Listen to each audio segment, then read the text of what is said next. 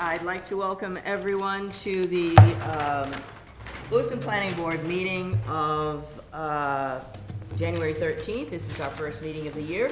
My name is Lucy Bisson, and I have been the chair, but we start over this year.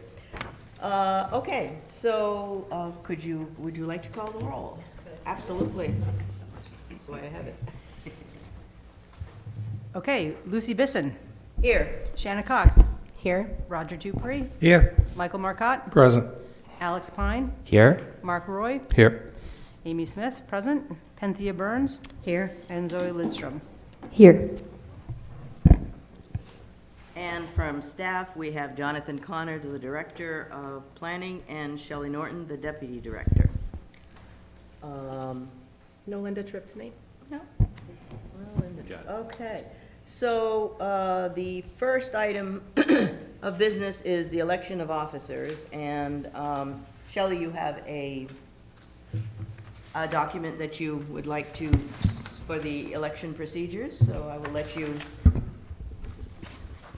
proceed. Yeah, absolutely. So staff had gotten some questions this year. We've had some in the past, and in light of recent events, we thought it would be helpful to provide some more structured guidance this year. We have a lot of new members, or in the last couple of years, for the procedure for voting for officers. So I'll just hit some of the high points in the memo. Hopefully you've had a chance to read it. So full voting members are eligible to serve as officers, so that would not be the associates.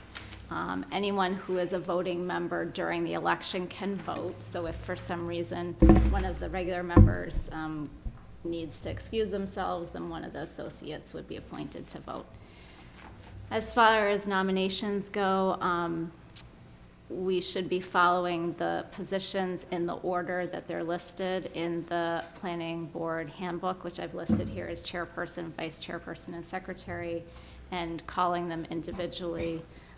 So the procedure would be for the chair to announce the opening of nominations for a specific position.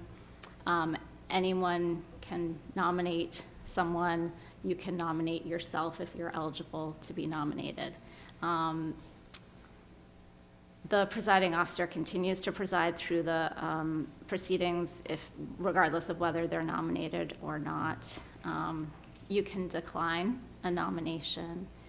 And then when nominating seems to be slowing down, so once it appears that all the people for a specific position who people want to nominate have been nominated, the chair would ask a couple more times, are there any more nominations for that said office?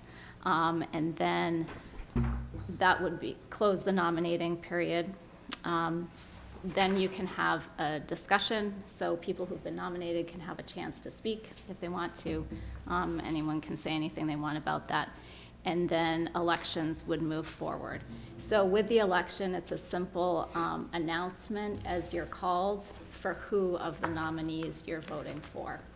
So it won't be until everybody's gone around that we would know, that Jack got 3 votes, Cindy got 4 votes, whatever. So that would be the procedure for that. And then the election is decided by a majority. So on the flip side of the memo, I've listed, just excerpted from the policy manual, the duties of the chairperson, of the vice chair, and of the secretary, so you can read those. And so then once we've completed the chair, then we would move forward to vice chair and then to secretary. Penthea? Do associate members vote on the election of officers, or only if there is an absent member? Only if there's an absence, so there'll be 7 people voting tonight. Thank you. Yeah. Alex? And then can associate members, this was something I wondered about when I was an associate member, can associate members nominate? I don't see anything that says they can't. So since you're allowed to take part in discussion, I believe you can. Okay. All right. In that case, I will announce the opening of nominations for chairperson. Yes, Roger? I'd like to nominate Lucy Bisson. Okay, any other, yes, Amy? Yep. I'd like to nominate Shanna Cox. Any further nominations? Point of inquiry. I'm sorry? A point of inquiry. Yes. Nominations don't need a second.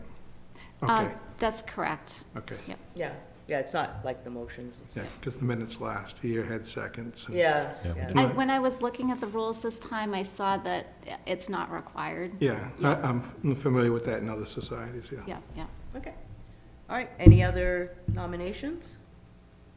Okay, in that case, it says the secretary shall call the roll, and so, yes, Michael? There's nothing that says that we can't do this by secret ballot. That is certainly possible.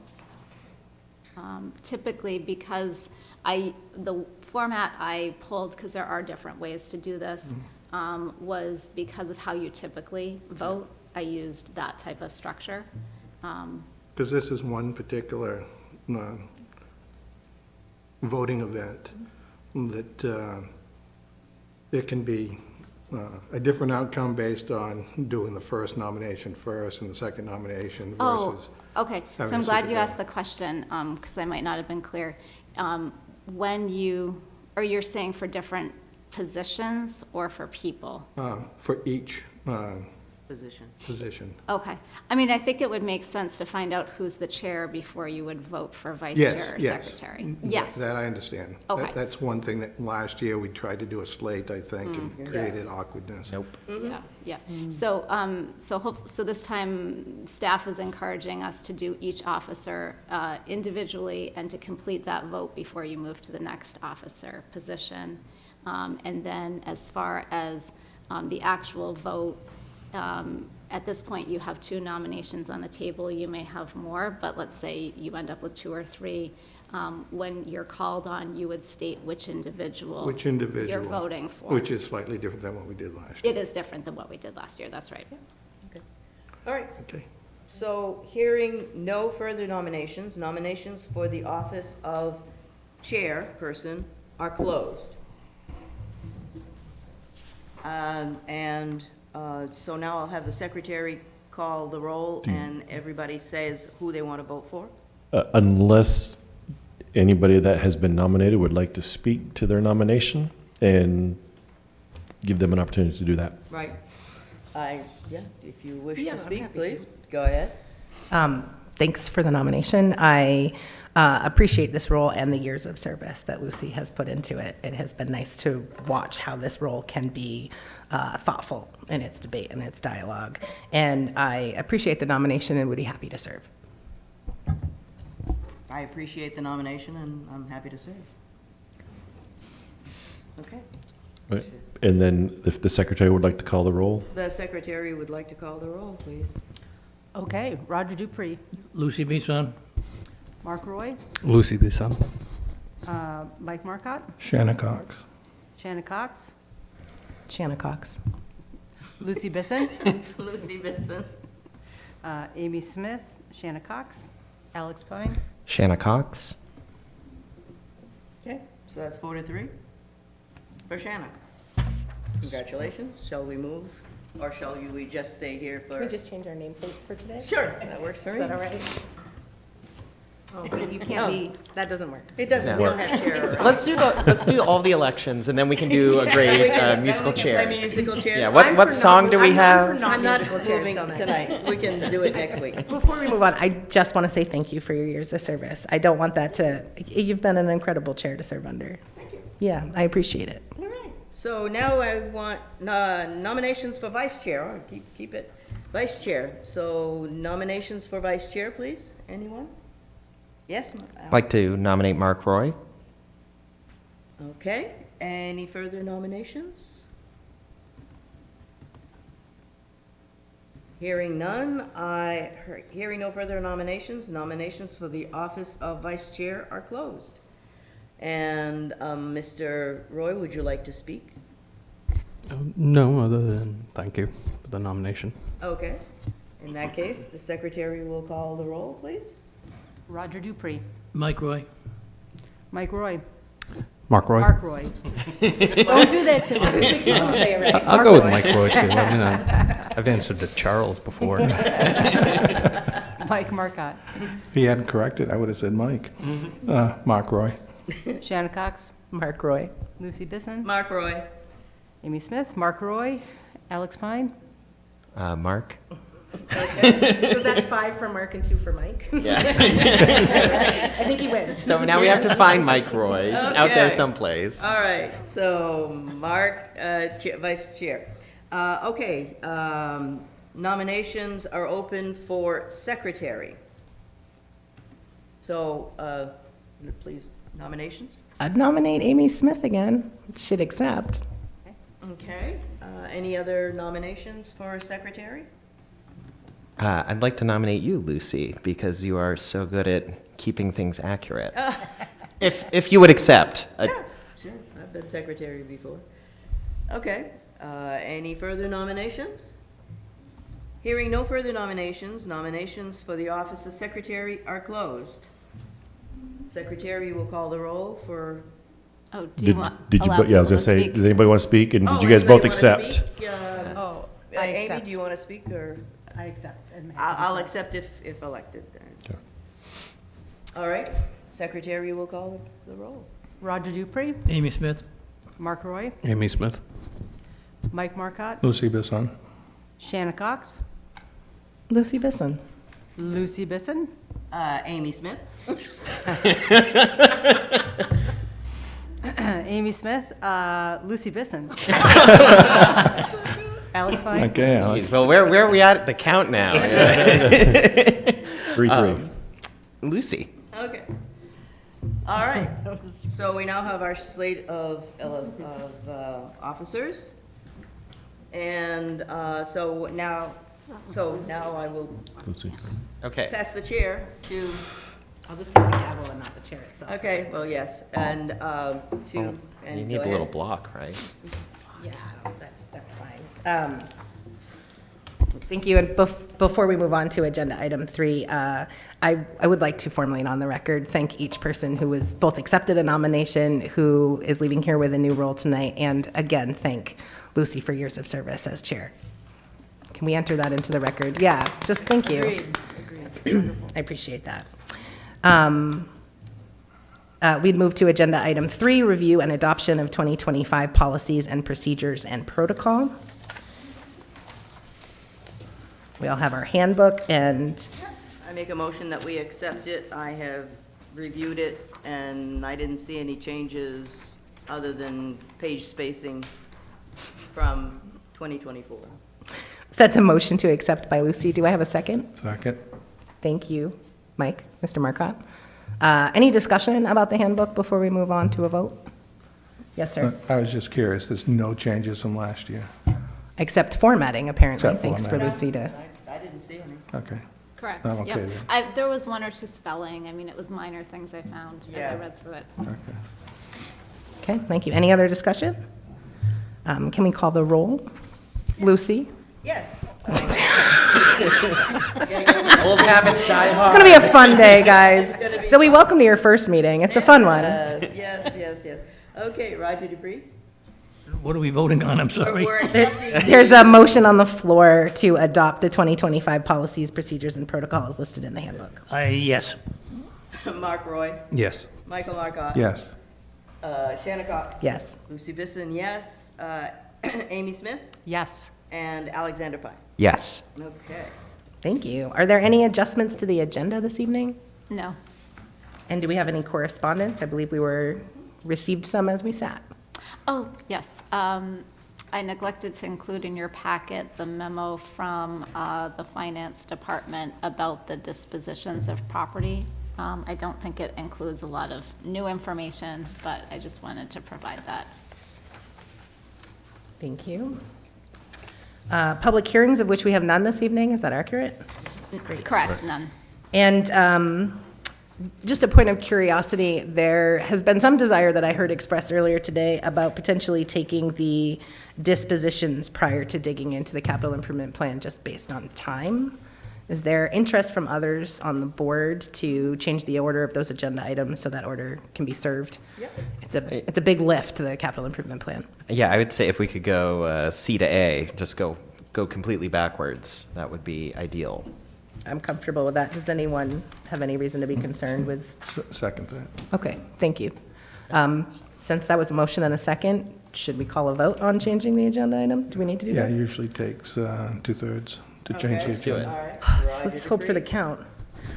The motion on the floor, Roger, is changing our agenda items in 7 other business to 7C, then B, then A.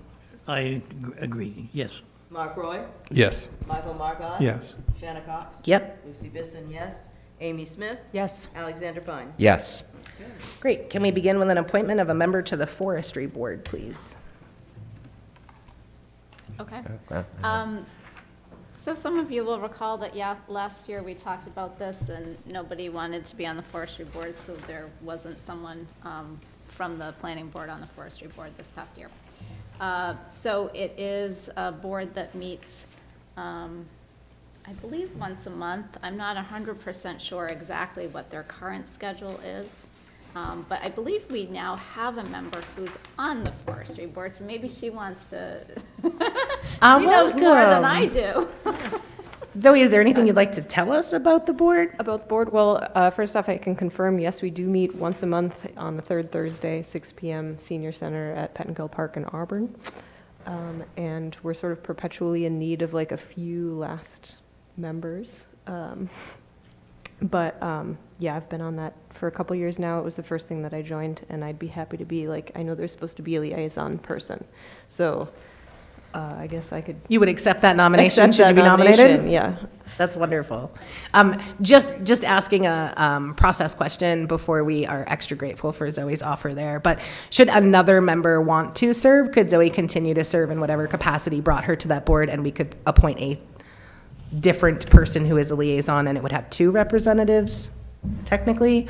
Or she wouldn't have to recuse herself from that board if another member was selected as the liaison, is another way of asking it. So there's one member from the planning board. I'm not sure what the makeup is for the rest of the board. So whatever capacity she's serving in now as a at-large resident, I would assume, if she's been appointed or whatever that process is, she could continue to serve in that capacity. I don't know what your current appointment status is or when you expire, so. I think it's a 3-year appointment. I don't have any, like, I'm not elected to a position within that board. So I'm not sure, I don't know enough about their structure to know if she would need to step down from that. I would hate for that to be an unintended consequence of just making sure that that board had additional members, which I heard you making a plea for. And I wouldn't want an unintended consequence. So good question then. Great. Is there anyone else who would like to serve as the liaison to the forestry board other than Zoe, who's willing to serve in that capacity? Then with significant gratitude, I would welcome a motion to appoint Zoe as the planning board representative to the forestry board. Oh, Mr. Mike. I'd make a motion, but I do have a question. Thank you. I'm going to look for a second. Thank you, Roger. Discussion? Mr. Marcotte? The question is, I was trying to refresh my memory from earlier this weekend. So there will be people who are willing to work and committed. 6 ex officio members shall be each city director of Parks and Recreation or designees, member of each planning board or designees, and each city arborist. So were you the representative from Parks and Recreation, designee? Do you know what role you fulfilled on the forestry board in terms of, like, you're probably not the city title. arborist? No, I'm not a city arborist. No. Yeah, I'm just I guess you would say an at-large member. Appointed by the mayor, probably? Yes. I guess that's not really encapsulated in the memo. Okay. Any other discussion? Would like to make note that Zoe is a professional forester, so highly qualified for this role for public record. Thank you. I appreciate notes of qualifications as public record always. So we should probably send a letter to the mayor saying that he should appoint a replacement in the other role. There, because it will create a vacancy. Yeah, we'll create a vacancy. We can let them know that. Okay, thank you. Any other discussion? Lucy, will you call the roll? Oh, did we have a Nope. second? I'm not sure I heard a We did, second. Roger. Oh, okay, sorry, thank you. Roger Dupree, Yes. Mark Roy, Yes. Michael Markov. Yes. Shanna Cox. Yes. Lucy Bisson, yes. Amy Smith. Yes. Alexander Pine. Yes. Okay. Thank you, Zoe, for representing us there. Oftentimes, we make liaison commitments, and I would just say, please do reach out to Shelley or to myself about having anything added to the agenda that feels like a reverse discussion item that you want to bring forward from that board. We don't always have that kind of back and forth, but would like to make space for that. Thanks for representing us. Alex? If it's okay to talk about this a little bit, we've talked in the past about, we address things in planning or that are sort of integral to other boards, complete streets, all of these other things. And I think in the past, we haven't really done as much with forestry just because we didn't have the liaison that was required and sort of whatever. But now that we have an active liaison, I would like to make a request that if there is an agenda item that really makes sense to sort of bring the two together, or, we've talked a lot about buffers in the past year, and vegetative buffers sort of feels like there might be some sort of synergy there. So I would love to see more active engagement between the two boards now that we have an active liaison. Zoe, you had your hand raised, and I hope you heard that as an invitation as well. Yes, absolutely. And okay, so just a point of understanding here. So now I'm technically not really a member of both boards. I am now the planning board liaison to. I would say the technically, Forestry you Board. are actually a voting and real member of both boards, but your representation on that board is now as a planning board liaison and not a mayoral appointee. Okay. Is that helpful? Yes. Okay. Thanks. Any other discussion before we move on to agenda item B? Great. Then we would begin with the planning board sending a recommendation to the city council on the disposition of city-owned property. We did have an item in our packet as well as the communication that we had at our seat today.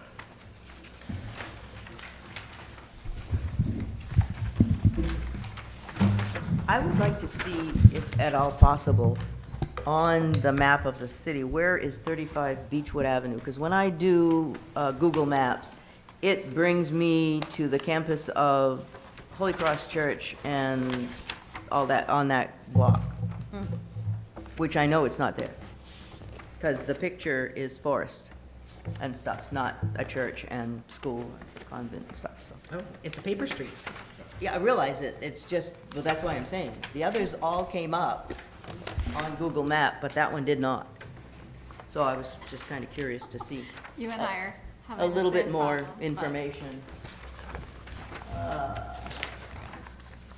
You didn't get new mics? Did you get new mics? Did that table get new mics too? We did I think not. it's just the dais. And we had trouble with one mic last time, so I This one's on, okay. was gonna say, I Sorry wasn't about hearing that. you.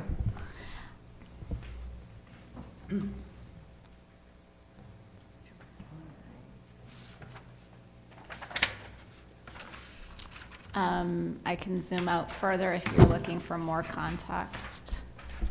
Where is, so the pink is this parcel? That's right, it's that purple rectangle. Oh, okay. So when we zoom in, you can see that there's these paper streets that at one point were created on paper. Yeah, Is that one Beechwood? So this is 35 Beechwood Avenue. Okay. Yep. which one is Beechwood, the, on top or on the bottom? It's Because all we see is, the On the one on the top. left there, yeah. okay, the one Yeah. on the left, okay. All right, just nosy, okay. No, that's out by Anheuser-Busch, isn't it?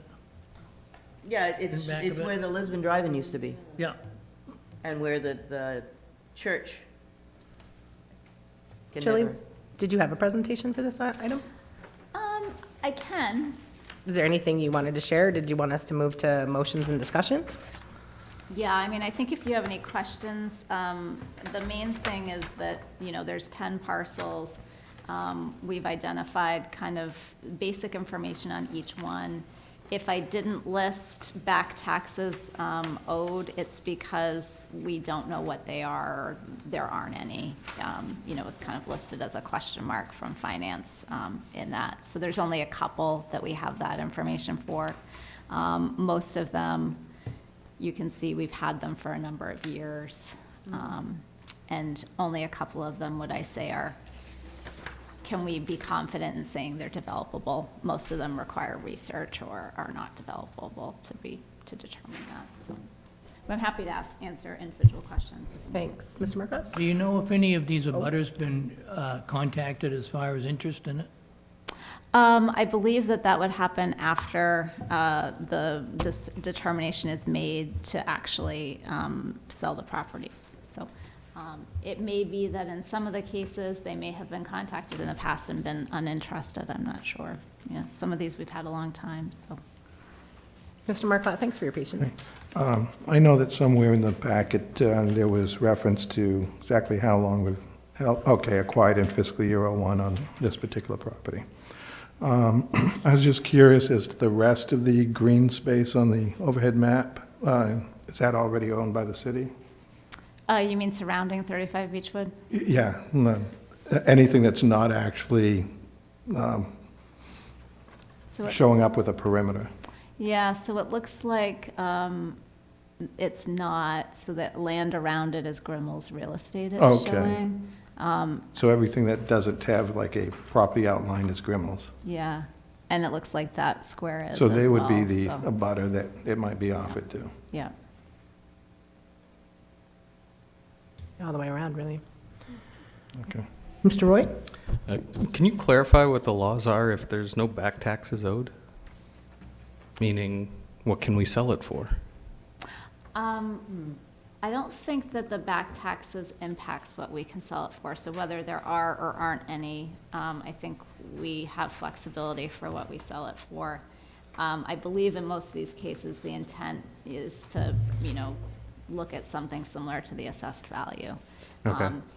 The type of deed that the city gives really only releases city liens. It doesn't provide other assurances. They need to do their own title research as buyers. So there's there's legwork that they would need to do. So that's why we typically sell things at a lower price when it's properties like this. But what I'm not understanding, and maybe you guys don't have the answer to this, is how did we acquire it if there were no back taxes?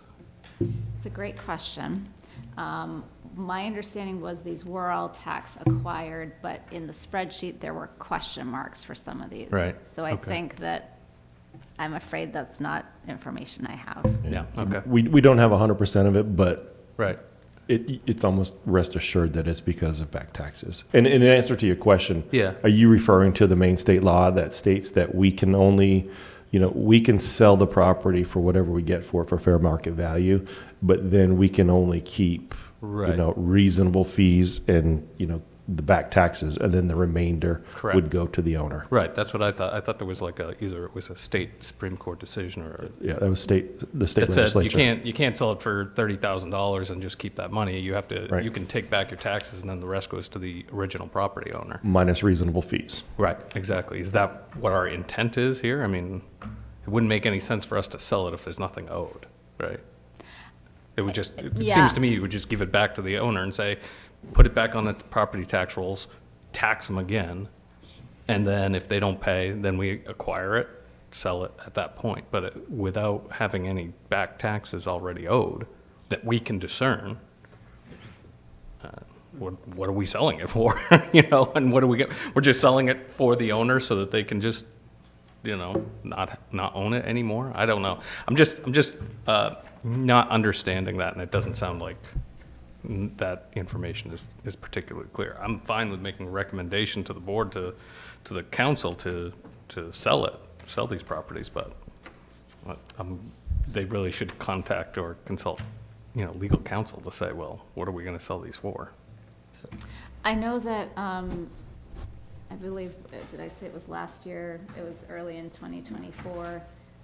The city did update their policy for disposition of properties based on that new law. And so there had been a pause in doing anything with properties. So that's not something I've really been involved with, so I'm not sure kind of what the legal counsel had provided, but I know the city had sought legal counsel. So I'm guessing that when they get to move forward with actually making a determination as to whether to market them with a real estate agent, whether to work with an abutter, however they decide to dispose of each individual property, they'll be taking that into account.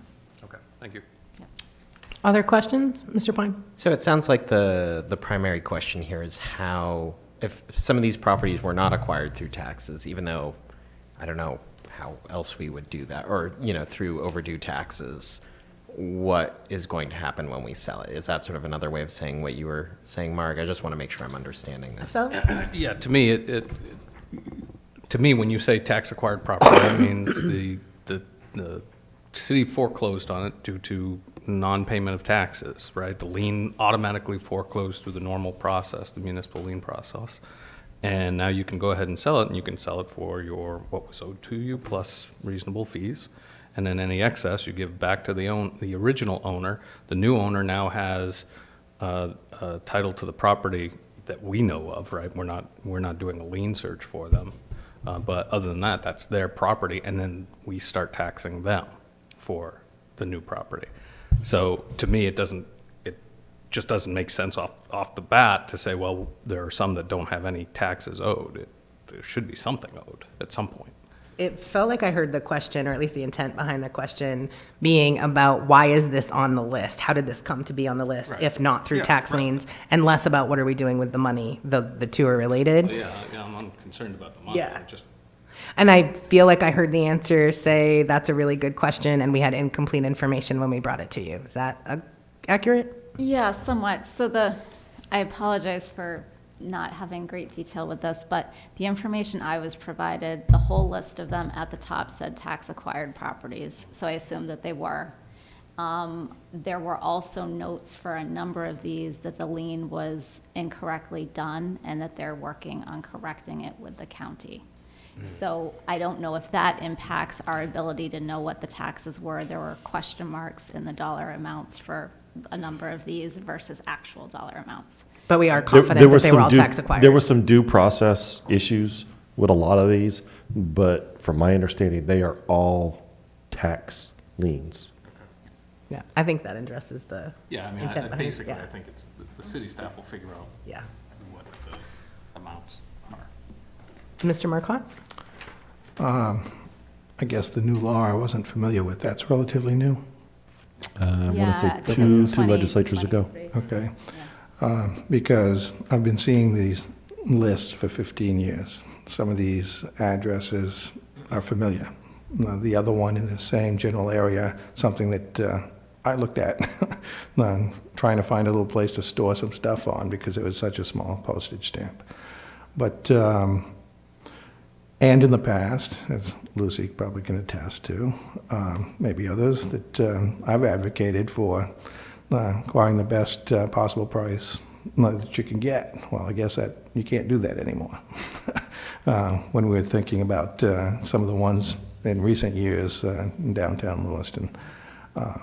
When I saw this packet this weekend, I was thinking, just blanket, sell them all for whatever we can get so we can get them back on the tax rolls and get them off this list.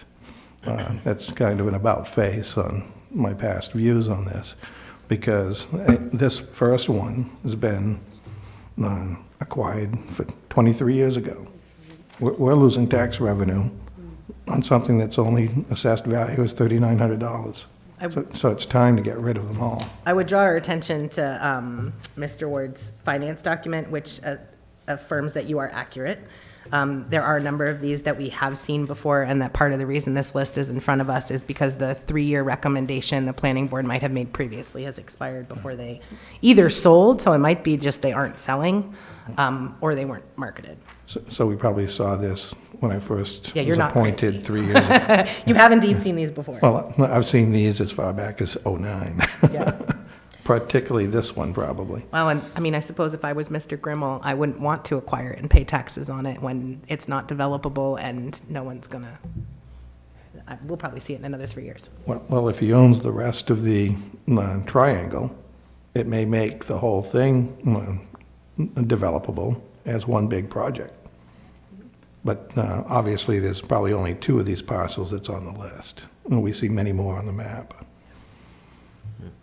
Any other discussion about this agenda item? I'd like to Mr. make a Pine? motion. Please do. Okay. I'd like to make a motion pursuant to Article 7, Section 4H of the Zoning and Land Use Code to send a favorable recommendation to the City Council for the disposition of the attached properties, including, if any, specific conditions raised by Planning Board or staff, which there are none. Correct. Second. I'm going to give that to Mr. Marcotte on my left. That was quick, though. Any other discussion? Can you please call the roll, Lucy? Roger Dupree, Yes. Mark Roy, Yes. Michael Marcotte. Yes. Shanna Cox. Yes. Lucy Bisson, yes. Amy Smith, Yes. Alexander Pine. Yes. Great, motion passes. Good luck, City Council. I have one question, not related to the motion, but I'm curious. One of the properties was listed as 17 White Avenue, and I thought that years ago we had this effort to remove street names that had the same name. So there's a White Street and a White Avenue.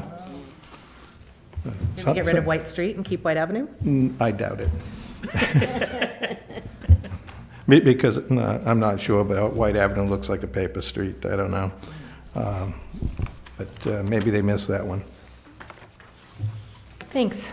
Agenda item C, we'll review the Lewiston Capital Improvement Plan. The LCIP can be accessed online. We've been provided a large, thorough copy that we'll treasure for a number of meetings to come. Is this Shelley or John that are going to walk us through the start of this? I can do that. So,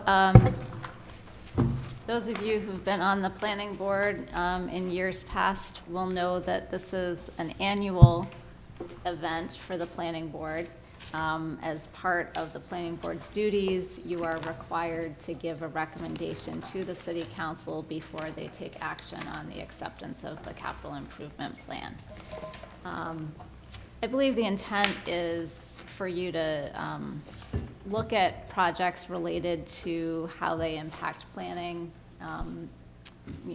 projects you're aware of, our comprehensive plan and other documents we have. Typically, there's an excess of requests versus how much funding is available, so often the board will make recommendations on things that you feel could be held off on. I will say that next meeting, which is the 27th, we'll have devoted to this topic. We don't have other agenda items. We will have Acting City Administrator O'Malley here and Public Works Director Gagne here to discuss any questions you may have. And typically, we request questions that will be distributed to all the department heads from the board, which finance will then distribute, and then we'll get you back answers. So I'm looking for any questions you have from department heads by the end of the full day tomorrow, not the business day, but when I show up on Wednesday morning, I would like to see it in my email inbox. And so that we can have answers back to you for the 27th, hopefully. In addition, if tonight you have any specific questions for the Public Works Director, he would love to know what those are, any additional things, so that when he comes on the 27th, he can be prepared to provide additional information. So I'd love it if tonight you could spend a little time talking about that specifically so we can give him guidance. This year, your response and recommendation is due on the 11th, so you have a meeting on the 10th. So that will be the final meeting for discussion, and hopefully at that point, you're able to start, give staff bullet points of specific recommendations. I know in years past, you've talked about the best way to go about this. It's a tricky thing, so maybe you guys want to start talking about how do you want to look through this as a group. To sort of be able to do it in the 2.5 meetings, that we have for that. Yeah, and as we start in that part of the conversation, I would just flag, particularly for some of us who is this the first or second time, that because of ways in which we communicate to each other, we have to be careful about 3 people saying, I have a question about this, the Public Works budget, and doing it in a subset of the board. Likewise, if we have too much dialogue to even the full board, through email, it constitutes a meeting and we run amok of some pretty important laws. So the process piece is actually pretty important for the integrity of how we meet or aren't meeting in any scenario. And so just a little context there. Shelley, what was the one thing you expressly wanted us to address tonight? If there's anything specific from the Public Works budget that you want Director Gagne to provide additional information on, that way he can be working on preparing that for the 27th. Okay. So perhaps that we could get to that tonight, but more importantly, we would want to flag any questions for sure for Public Works by the end of the day tomorrow for your inbox arrival on Wednesday. Yep. Okay. Alex? Yeah, I'm sort of trying to recall, because I think I've gone through 2 of these at this point. It seems like it felt like sort of all roads lead to us going through it in some way, shape, or form. And what I would love to do, what I think would be really useful, I know, we don't want to be here all night, but I think since today is just about questions, I think it would be handy, maybe we start in Public Works and we just sort of, they have the 1-page summaries for each one, just read it really quick and then just jot down questions. We don't talk about questions, we don't debate things. We don't try to answer each other's questions. We don't try to answer each other's questions. We just see because I think it would be helpful for me at least to hear other people's questions, because that sometimes jogs my sort of creative question juices, and then staff writes them down. And then if we all think about questions later, we email them to Shelley, not to each other, and then they will be answered by our next meeting. Yeah, that sounds like a great process, and the only thing that I would add, not even amend to it, is that once we've gone through Public Works, we take it by department from largest to smallest and not from top to bottom or alphabetically, so that there is some impact strategy in terms of how we're approaching it. I do have a question to kick us off, and I don't know if you've gotten the full budget presentation. This is probably on page 8 of the handbook, but if you could just cut to the chase for us. The total capital improvement requests this year versus that which can be afforded and bonded at the maximum. Do we know the gap number, which is usually a good guardrail for us to be working from? It's 8 million. Page 9. Yeah. Page 9, I was close, thanks. And I would say the overall summary on page 2, just to get folks acquainted. So this is a great way to see it both by department, whether it's a bond issue, as well as seeing whether it's the fiscal year 26 of which we're focused on, or its portion relative to the full capital improvement plan, which goes through 30. There is not a utility to our time debating a 2027 request, because that's not this year. Just for those of us who might be rusty or new or just a little in terms, because it's very easy to spend a lot of time going through every single page, which is not maybe the best strategy, as Alex was pointing out. Thank you. I had one question on the overall summary Please. page. Yeah, I'd like to start at a high level before we dive into Public Works. Yeah, is that okay? Yes, please. Right, so the middle paragraph, it says there's a decrease of 13 million in FY26 city bond, blah, blah, blah, mostly due to the projects that were on the FY25 and not on FY26. So does that mean that all the projects that are listed were already completed? So the question you'd be capturing for Acting Administrator O'Malley on the 27th is, can you explain the change in things that were projected for 26 requests that we're not seeing? Is that right? I just want to know if they were already completed. It's a great question that I don't know that we can answer in this room. Yeah. Yeah, but it's a good one. Mr. Marcotte? A lot of times that'll happen because they did get bonded and they sit in a category that I heard the city council talk to at the last city council meeting, where bonded but not issued. So they may have already been bonded, so they may not be projects that were completed. And There was also fund balance, which is in that paragraph as part of the answer. yeah, they may have had availability of the fund balance to cover some of those rather than go to bond. And notably, other than 5 years out, it's one of the lower numbers. because that's the one we're focusing on right now, and it's still a pretty sizable number. This 21 million appearing on page 2, close to 22 million, includes such things as the enterprise funds, which is not part of the number we're going to see on page 9. Now, what we're seeing on page 9 is city side, and not an enterprise fund of 14 million, whereas the 80% limit that we instituted in phases starting in 2009, and probably 3 years later, if I remember right, it went from 95% or 98% down to 80. The city has done a poor job of controlling that limit. It's been overridden more, probably more than it's been adhered to. My concern is that we need to get as close to that 80% limit as possible. Going forward is very tenable with the state of our inflation and the economy, and a lack of bringing tax-paying enterprises to Lewiston. Too often, we are handcuffing ourselves by bringing more burden on the city budget, whether it's operating budget or bonded.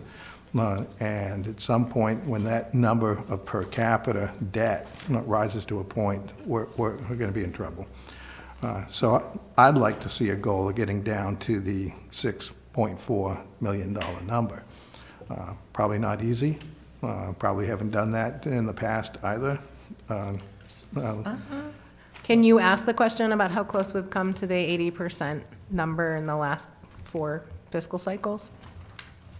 That's a great question. And the difference would also be what was recommended and what actually ended up happening, because once we send the recommendation to the council, it's a recommendation. They can fund things that they wanted that we didn't, or they might actually pull things out that we didn't look to pull out for one reason or another. I think it would be great if Acting Administrator O'Malley, when he's referencing that, could also talk about the difference between that which was approved and recommended and how close that was to the 80% and how much was actually bonded, which there is a gap between those, and that summary is there.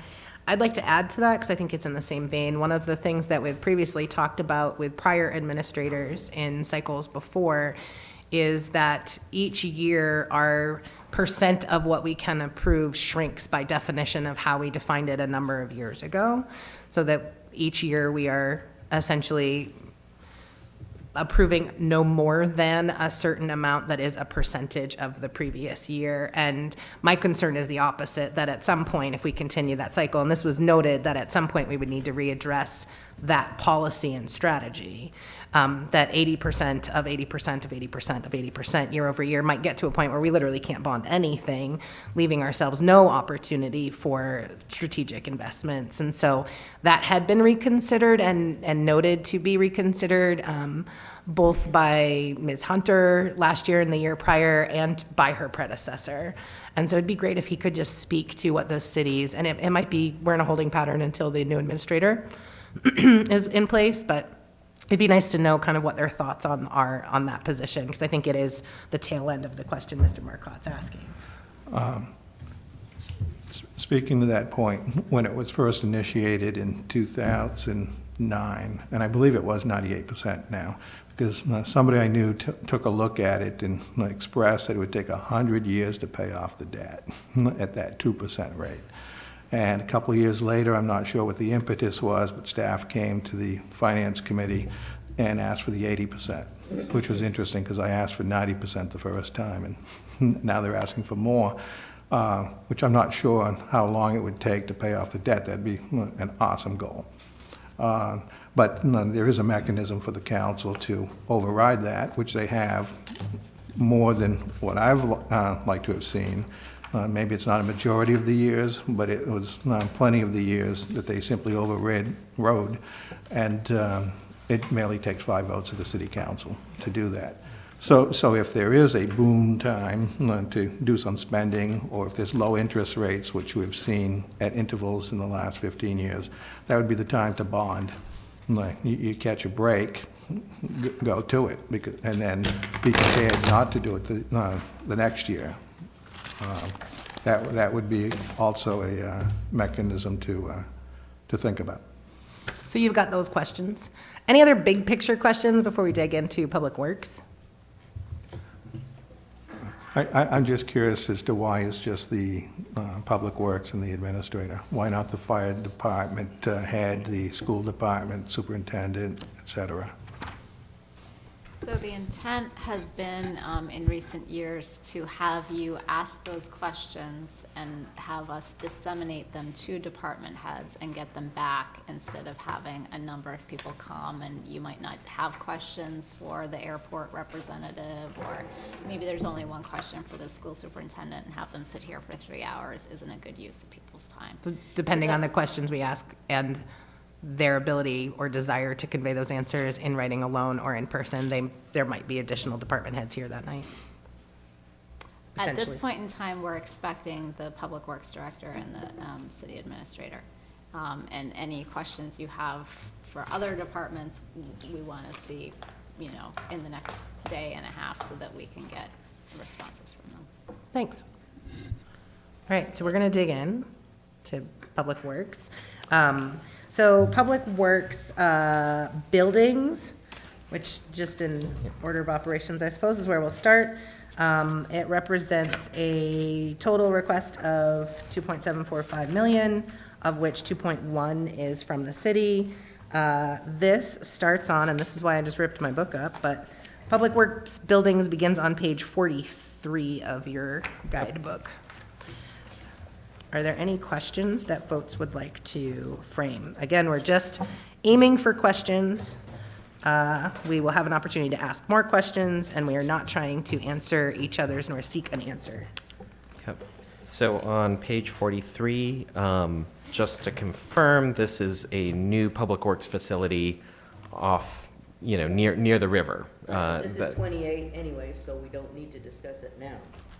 Okay. So, and to help folks get oriented, when you look at these single pages that each department head is asked to fill out when they there it is. contribute.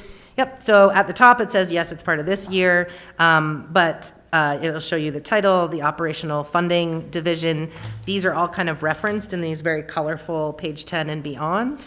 So this is kind of like your guidance in terms of where you're trying to find yourself in the book. And then the estimated total cost for 26, we would want to see a number there. Otherwise, it is a projected in the coming 5 years, and the city share. And so I name that because sometimes we'll have a lot of dialogue about a $500,000 item of which the city's share is 0 and doesn't really impact our bonding. And so those are some key points to hone into as you frame your questions. Yeah. Cool. Thanks. So on to 44.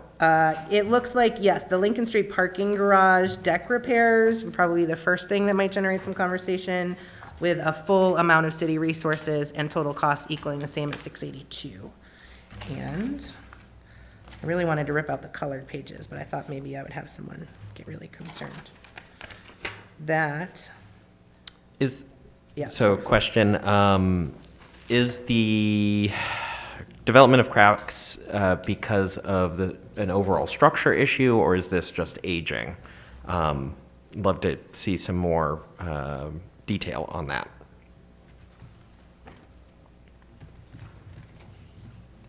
Thanks. Any other questions about the garage and deck repairs? So if I could just ask that, so the question is, why are the repairs needed?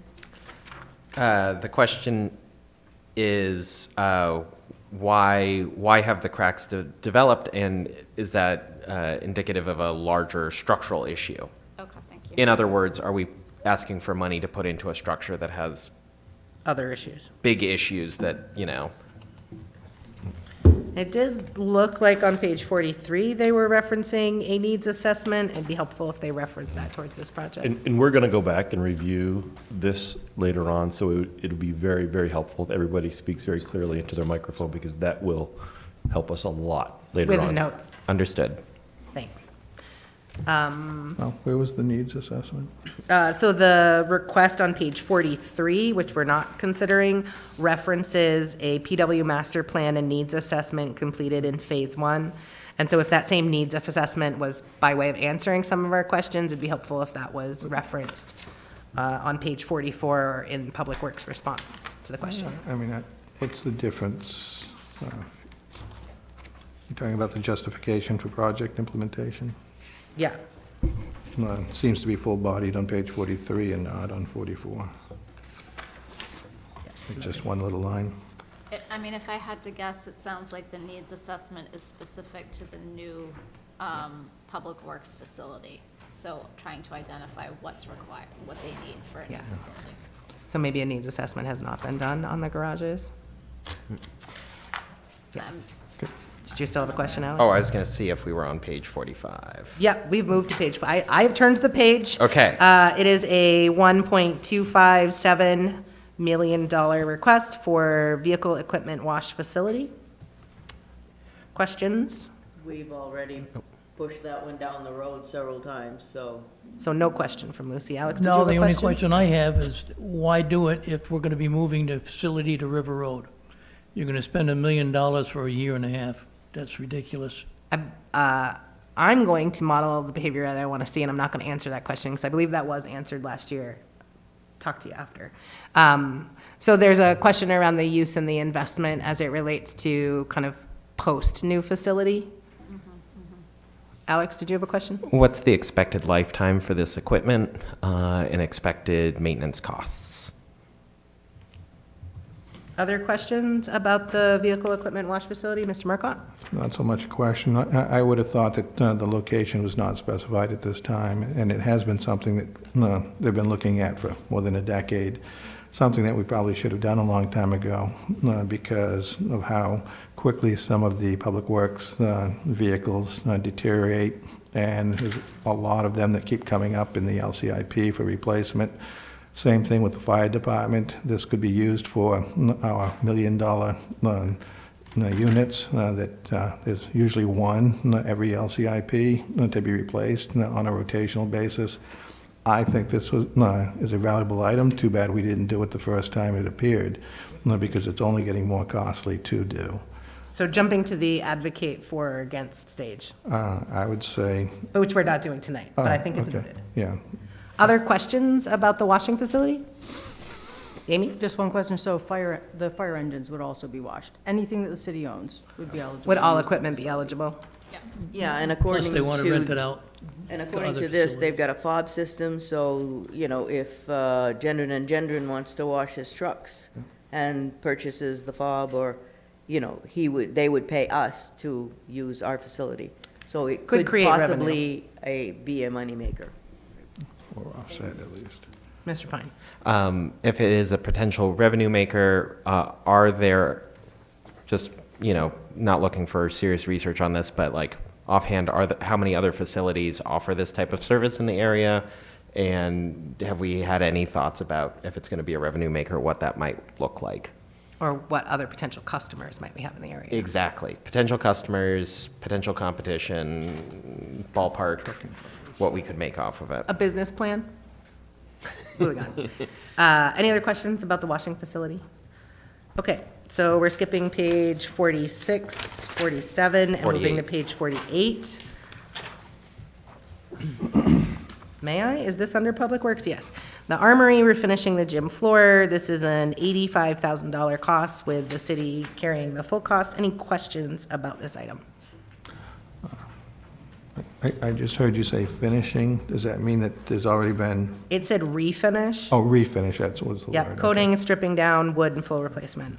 I guess I'd just be curious as to the other capital investment in the past few years, to see how this, I mean, $85,000 doesn't sound like a lot, but it's another piece of the $6 million limit.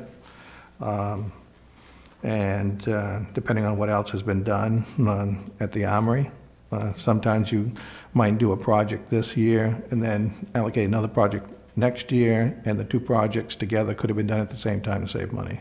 That would be my concern. So, I'm sorry, so you're asking if this, Can you share more information about the Armory's recent actual capital improvements and costs? Over the last several years, 3 to 5 years. so the work that's been completed? Yeah. Okay. not just approved or voted on or. Any other questions about the Armory's gym floor? So on to 50. Yep, that's the next page I come to. Again, this is 85,600 with the city carrying the full share. Parking garage signage updates. Replacing the existing round P parking signs with message boards. Approximately 36 inches by 60, multiple color, 3 to 4 line display. Questions for Public Works? Mr. Pine. It says here that city administration has noted that the existing parking signage is not adequate and needs to be upgraded with wayfinding-related event communications to the public. I guess my question is, what standard are we judging this to? Portland doesn't have, at least every time I've been down there at the city. Portland doesn't have to be our only standard. I know. My wonderful home city of Los Angeles, car capital of the world, often does not have moving signage for parking. I would like to see some more clarity about what civic engagement this is going to look like. I would note our city, because we have ample and/or cheap and/or free days for parking, has a different need than a lot of the places that have routine. So occasionally it's free or at a reduced rate for city events, and likewise it's sometimes free for bands. So I'd love to see Public Works answer Alex's question. Sweet. Any other questions about signage? Yeah, Mr. Marcotte? well, a comment, we've done wayfinding in the past, and I think the investment was a good idea. The implementation doesn't seem to have done much. Probably the whole way that it went about, the color scheme, where they went, the maintenance. So my only concern would be that, but I would think it is sorely needed that we need to have wayfinding and the ability for people to know what's available so that they use it, and we can get value out of anything that we do invest. So if there was a question there, it would be, how will you use this money to improve outcomes? Outcome-based, yeah. Ms. Smith? And I just have one, who's going to be responsible for keeping the message boards accurate? And how much is that going to cost? Thanks. Any other questions about signage? That brings us to page 52, City Hall Building Exterior Rehabilitation Project. This is, pardon? Oh, wait, that's in 27. That's, wait, 27. Nope, keep moving. Page 52? 56 is the next. 27. Oh, it had a $50,000 in total cost share for 26 with a city share. Some sort of typo. Can you help me understand the difference between why it's listed at the top, not on the bottom? Team staff? Error. Can you tell me what page we went to? Page 52. Thank you. So there's a city share of 50,000 noted in that top box. It also says 50 on this It page. should be, but it's. And then at the bottom, the 50 is in 27, but, It also says 27 here. and we are seeing 50 in the guide at the front too, that is assigned to 27. This is a typo then. Yeah, so is that just a typo up top? We'll find out. Yeah. Great, that's the right question then. Love that. All right. You guys said we're, 56, I believe. so 54 is a good example of one that does not require city share, but is a $250,000 investment. So we'd be, same with 55 and would go to 56. Mr. Marcotte? On those, there's no city share. We'd just like to understand, if this is going to be fully funded by some state or federal grant. Use of the funding source when there's no city share, is your question? This is energy efficiency grant from federal funds or state funds. Because it seems awesome that we'd have, I'd like to see that all the way down through the list. Yeah. That's what it tells you. Yep, you find that in the source section under funding sources in the middle. So is there still a question with that, or do you have the answer? Okay. I guess the question is, what's the likelihood that that's actually going to happen, and in this fiscal year? Okay, so I come to page 56. We're in agreement? 135,000 full city share is requested for a HVAC chiller replacement for Public Works on Adams Ave. Questions about this? And if we're going to do that, we want to get full life out of it, especially if you're going to do $60 million in a few years for a whole new public works plant. Lucy's pointing out that the city share up above says it's 135, but it actually looks like energy efficiency is a funding source for the full amount, Just like 50. partway down, Typo. so 455. do we have a typo somewhere? Another I guess is typo. your question? Yeah. For the cost share versus city share might be where that lands? Okay. Page 60. We're still in Public Works Engineering. This is the CSO separation. Any questions? What page? Page 60. Just the continuation of the CSO, it's the completion of it. I'd say. So we don't hear questions? I have a question. Is there additional risk working with the railroad, or is this fully approved? In other words, will we be seeing this again? Thanks.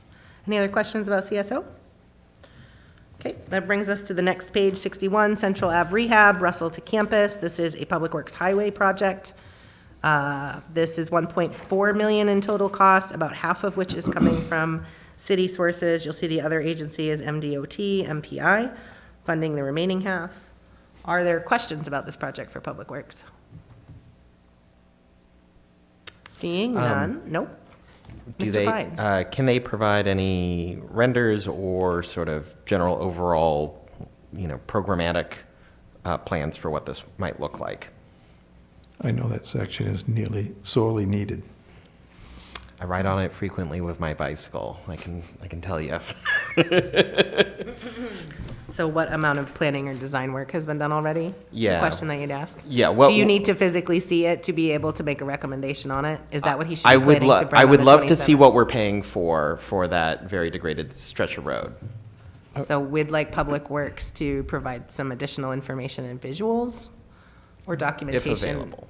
And also how much how much Bates is talking about as far as cost sharing. Thanks.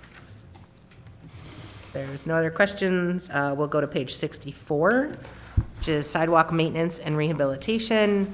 There's a $500,000 cost, full city share. As noted, it's part of the 5-year plan for continued improvements. There's usually some excitement about looking at which sidewalks are up for grabs, which is on the next page. This is where our readers at home would find out if you're up this year or in the coming years. Questions about the sidewalk maintenance and rehabilitation request?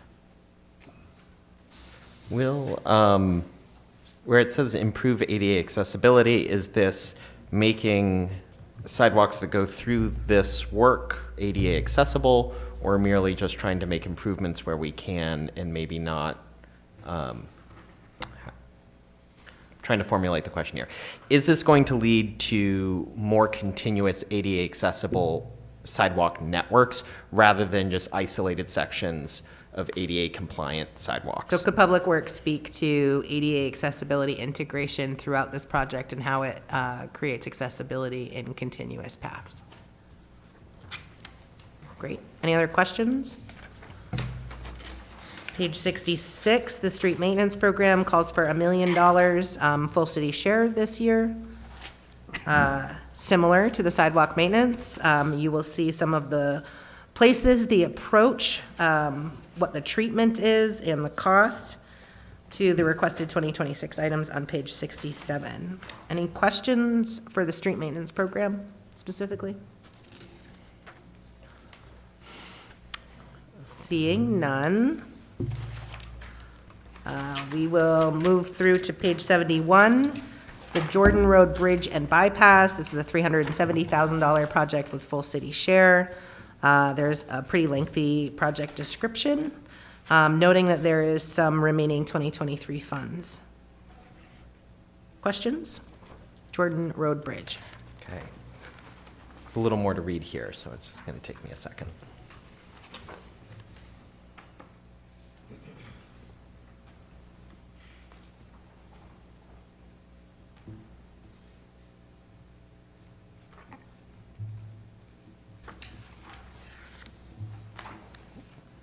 if it's helpful for our listeners at home.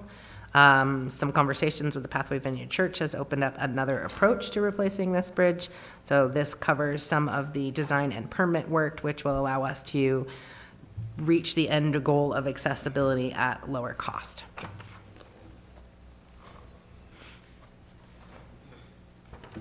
Seeing no questions, though there's a very nice graphic on page 72. This brings us to page 73. I'm just going to say this is East Ave, Tampa Street to Fairlawn Ave. This is a $3 million total request, of which the city share is only $300,000. You see some bullet points in the project description. It was funded in fiscal year '22 for $330 for design and right-of-way. This will cover construction and construction engineering. Construction is planned for calendar year 2026. Mr. Pine. Would it be possible to provide some visuals for this so we can see what we're paying for here, if that work's already been done? Mr. Murcott? Yeah, that's a good point as to whether any of the front work has already been done. That's a section that was done not too long ago, and it doesn't seem to be that bad a section. I do see that our share is only 10%, so it's not a lot, but it's still $300,000. And just to put a fine point on Alex's question, we would like to see the design work from fiscal year 2022, which has been completed. Okay, page 74. Public Works Highway Division, locally administered state-funded pedestrian improvements. This is a total cost of a little more than $1 million. The city share is about $162,000. Noting system improvements, there is a notice of the intersections that are being focused on. I would call this board's attention to the fact that some of them are ones we've had significant discussion about relative to projects that we've viewed, and that they're aiming for consistency with the comp or strategic plans as well as related other documents. Are there questions about this item? Mr. Pine.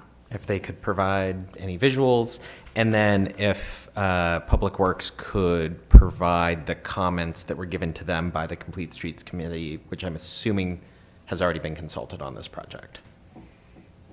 It's a pretty clear question. How does this relate to the Complete Streets Committee recommendations, previous implementation, or Yes. planned implementation? Yeah.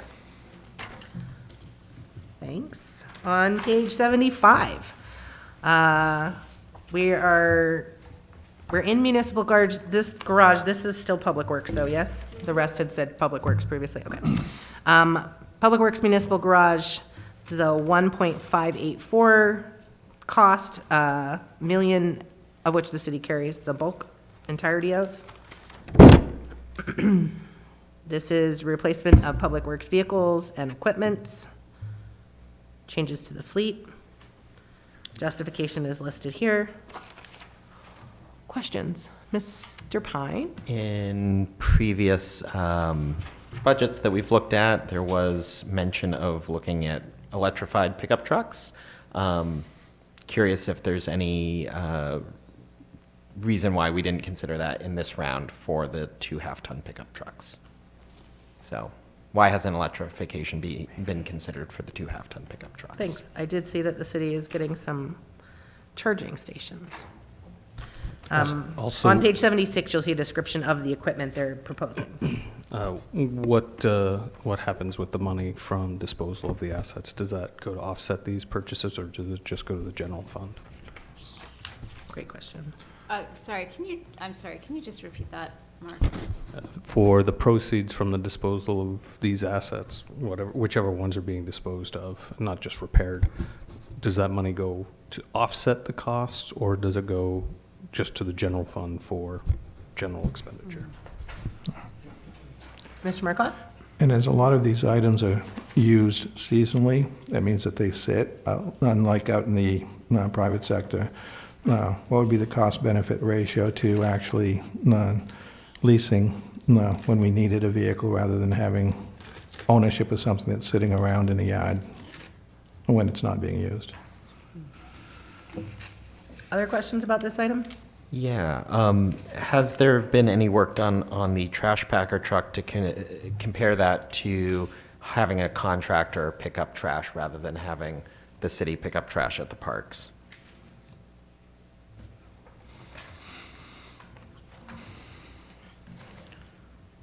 Good? And then for the recreation department, has there been any investigation into having a private company or leasing arrangement or alternatives to purchasing a 14-passenger van that is easier for older citizens? Thanks.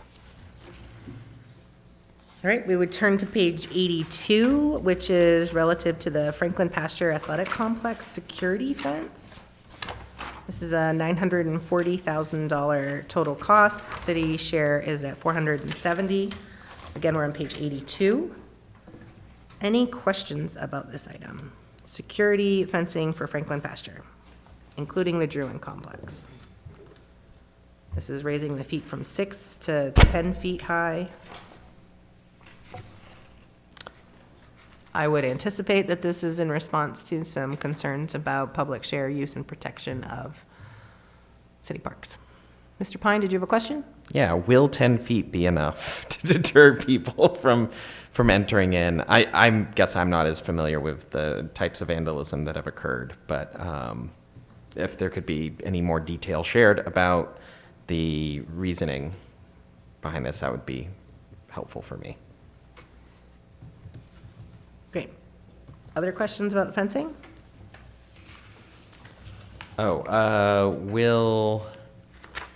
Will the gates and access points into the complex be secured in any different way, or is this just raising Can you the just, fence? so Public Works, can you please describe the changes and how it will actually make it more secure? Yes, And how we know that based on information that you used that is to arrive at that? that is a better way of saying this. Thank you, Shannon. That's good.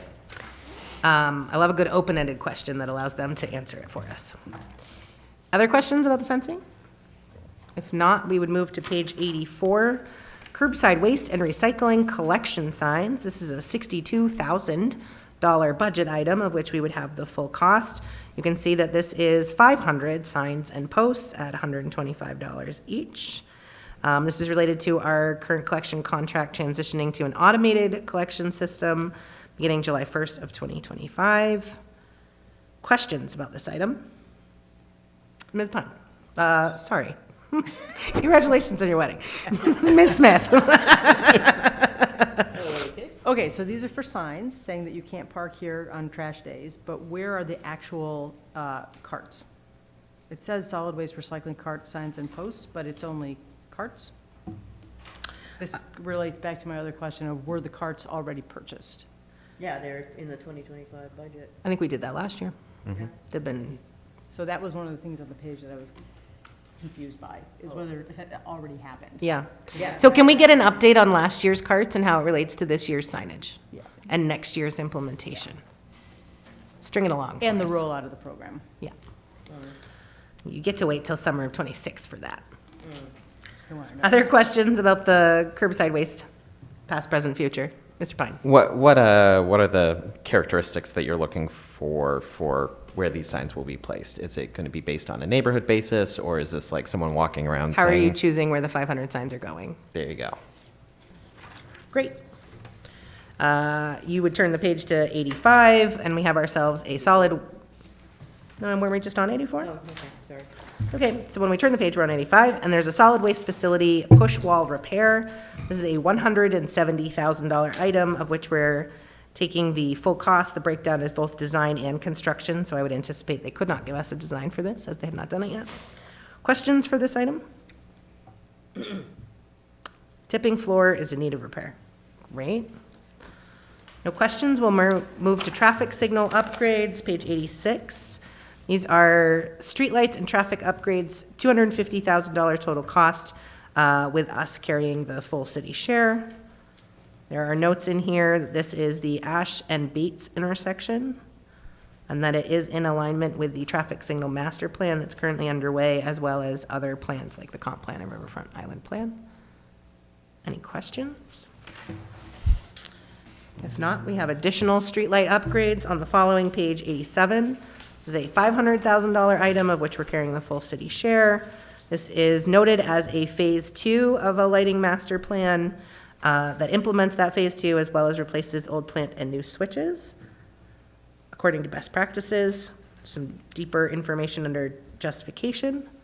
Questions about street light upgrades for public works to answer on the 27th of January. Mr. Pine. Have we made any considerations around reducing light pollution with these upgrades? Or are we merely sort of just going for what we have available? Great. And how that relates to the review of smart city technologies and best practices under phase 1's third bullet point would be what I would add to Alex's request. Any other questions about streetlight upgrades? Okay, while it is tempting, my friends, we are not going to go to page 88. I am going to invite you to move to the next largest budget item, which is economic development.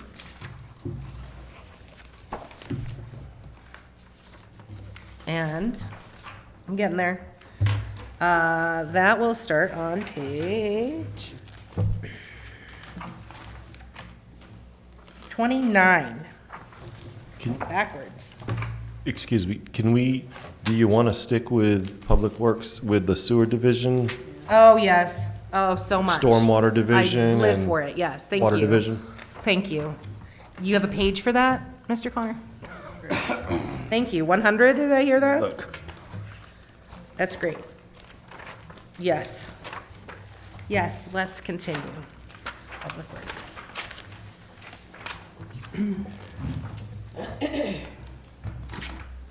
Yep, page 100, the rehabilitation of sanitary sewers and manholes, a $1.2 million project of which we are the full cost on the city. Addressing structural issues identified by video, bless their hearts, and in compliance with the CSO master plan, specifically chapter 10, and the 20-year update, section 6, as well as with EPA administrative order correction action plan, which sounds important. Questions about the rehabilitation of sanitary sewers and manholes? Mr. Marcotte. Seeing how we've migrated into the enterprise funds, these would not be part of that limitation mix number or numbers. Like to understand a little more on what the enterprise funds, how they're doing, because they're usually 3-year programs. They look for an increase in the fees once every 3 years. So they estimate the cost of borrowing over the course of 3 years, and they usually carry like a balance until about the 3rd year, and they need to increase the fees. So I'd like to know what the status of each of these enterprise funds are. And where are you capturing that it is from an enterprise fund? So now you're all Yeah. with you. Yeah, I think if you look at page 9, and probably go back to 8, 8 and 9 shows city project, school department project, totals 14 million. That number is, of course, the wish list for those categories, and the limitation is 6.4 million, meaning we'd like to cut 8.3 million. But you notice that there's no sewer, water, or stormwater in that group. Is that me? So I guess for anything in the cases of sewer, water, and stormwater? I was just, good. I was just saying that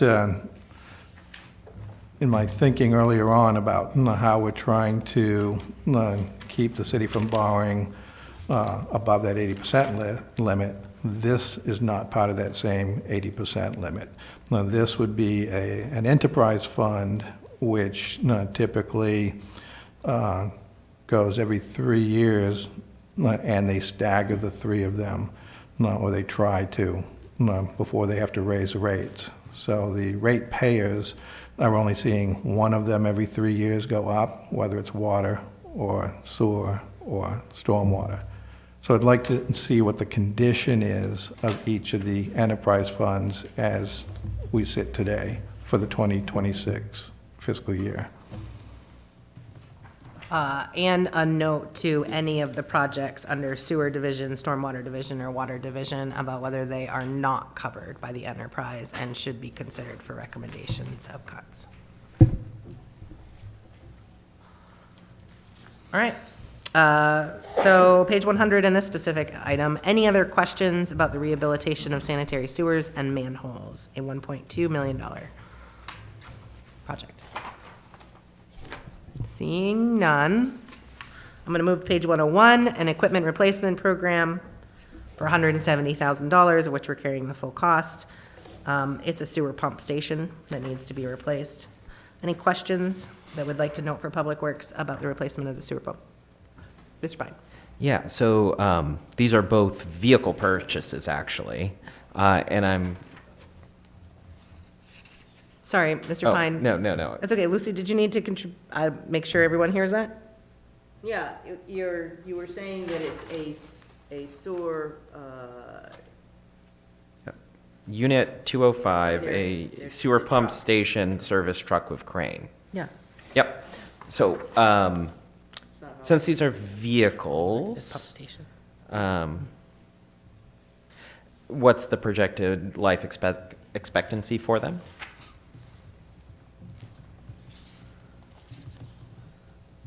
Is that it?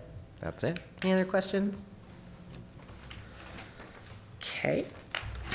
Oh, Page, and what is the cause of failure on the two existing units? Are they just worn out, or is this something that might be helped with by the washing station?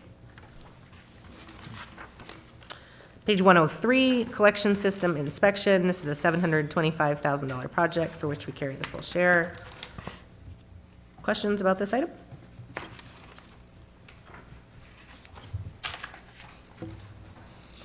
Seeing none. On page 104, we have the Randall Pump Station upgrades. These are upgrades expected to cost $50,000, of which will carry the full share in 2026. That is an engineering evaluation to create the scope and final design and budget estimate. Are there any expected energy savings with the new VFD and motor combination? Any other questions? Okay, pump station and generator replacement on page 105. This is a $475,000 budget item, of which we'll have the full share.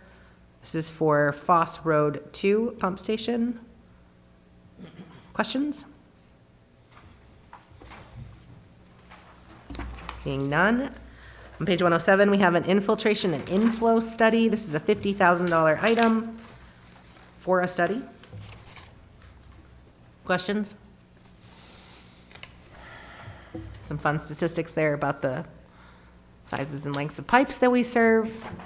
Seeing no questions, on page 108, we have a storm drain inspection. This is an item for $250,000, of which we carry the full city share. And for fun, approximately 125 miles of storm drains in the city, everyone. Questions about this item you'd like to note for Public Works? And this is just for assessing, but also replacement? It's a general condition assessment, Okay. identifying issues. I think on the storm drain repairs on page 109, we'll get into the follow-up. Got it. So on the following page, we have a $700,000 item, of which it is fully city share, storm drain repairs. I will note that it is in conjunction with street maintenance projects. That's a question that often comes up. Are we aligning storm repairs with repaving? They do work to do that more and more these years, which is nice. Mr. Pine.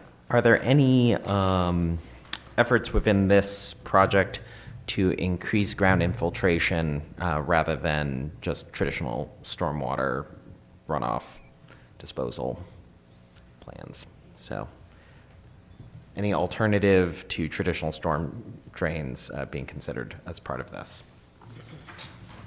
Okay, other questions? We'd move to the River Road Culvert on page 111. This is a $650,000 total project cost, of which the city share is $450,000.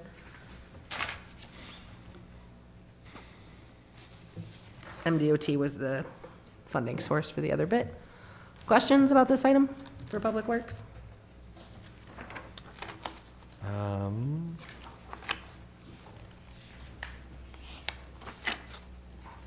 Is this on a, like a body of water, like a stream? Or is this just sort of a no-name culvert? Okay. On page 114, we have stormwater equipment replacement program. This is a $395,000 item of which the city carries the full share. This is funding of equipment used to clean streets and help reduce dirt and trash from stormwater. Questions about this item for Public Works?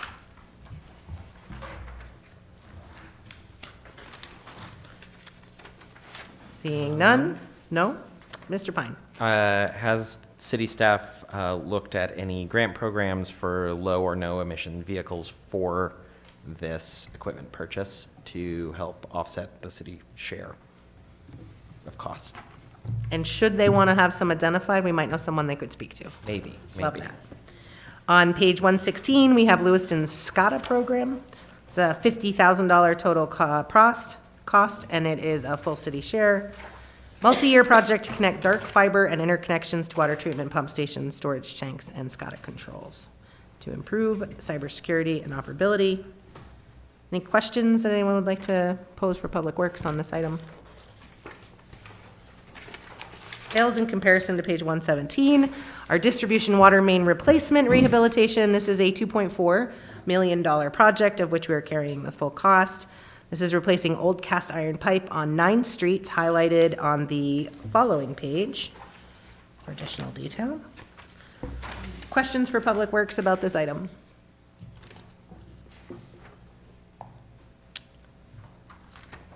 What are the pipes getting replaced with? What's the new material? And expected lifetime? Any other questions? Okay, on page 119, we have equipment replacement program. This is $190,000. It replaces Unit 206 and 209, which are 2 American-made pickups. Questions?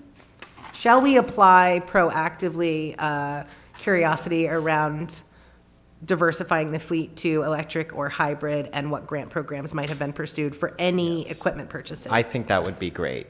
Could Public Works speak to that for Has all equipment purchases? State or federal funding for no or low emissions vehicles been pursued for any equipment purchases? Applied across the board to equipment purchases. Any other questions for equipment replacement on page 119? Okay. Page 123, we have the meter program. This is a $415,000 project. The city carries the full cost in this year. The goal is a phased purchasing program, but we're a little bit behind, and there is a request for 1,400 new meters per year. Questions on this item? Seeing none, we would move to water pump stations. Page 125. It's a $400,000 item, of which we carry the full share with the city. This is Main Street and Central Ave water pump stations that were installed in '86. Some additional information there. Any questions about our water pump stations? Mr. Pine? Any projected energy savings from the new equipment and what that cost or savings might be? Shall we apply that proactively to any? I think anything great. that says VFD, we should be asking about that. Thank you. We will make sure that's applied to all things VFD related. Okay. Back to the 20s. Mr. Connor, did I miss anything relative to Public Works departments before we delve into economic development this evening? Let me check. Did you say, was that a you know? I said, let me check, and Okay. that is a no. I think that I got them all, but you know, I think you did. it felt good, but.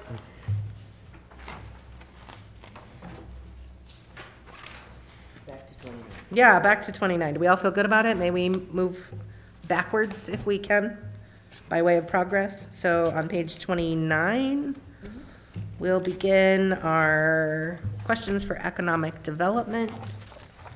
This department has a request of $6.68 billion Notably, the River Island implementation is a big ticket item in there relative to the rest of the budget. We're going to begin with canal improvement projects.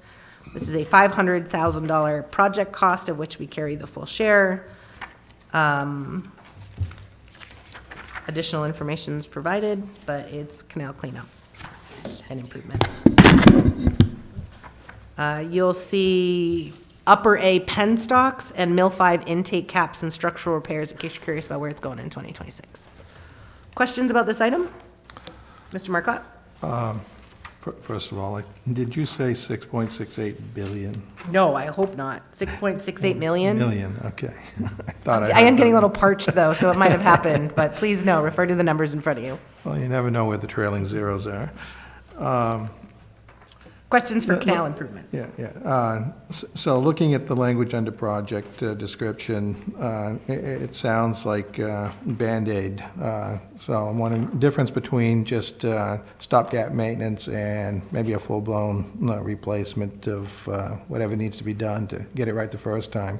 Sometimes you can do maintenance and it's just a runaway train. You keep putting the same money into something and it doesn't last very long. So I'm wondering, is just simple maintenance the best direction to go, or something bigger and better? And if I may add to that, and how does those canals being improved relate to the Riverfront Island Master Plan that we're about to speak to as well? Mr. Pine? Yeah, sort of on Michael's coattails here. What's the expected life expectancy for plugging and filling the penstocks on both Mill 5 and the Upper A generating facility? And then I'd love to see some more detail on what properly abandoning old power generation infrastructure. Is that purely on the water side of things, or does that also include abandoning some of the electrical infrastructure that came along with those? Thank you. Any other questions about canal improvements? Okay. So on page 31, this is one of those lovely moments.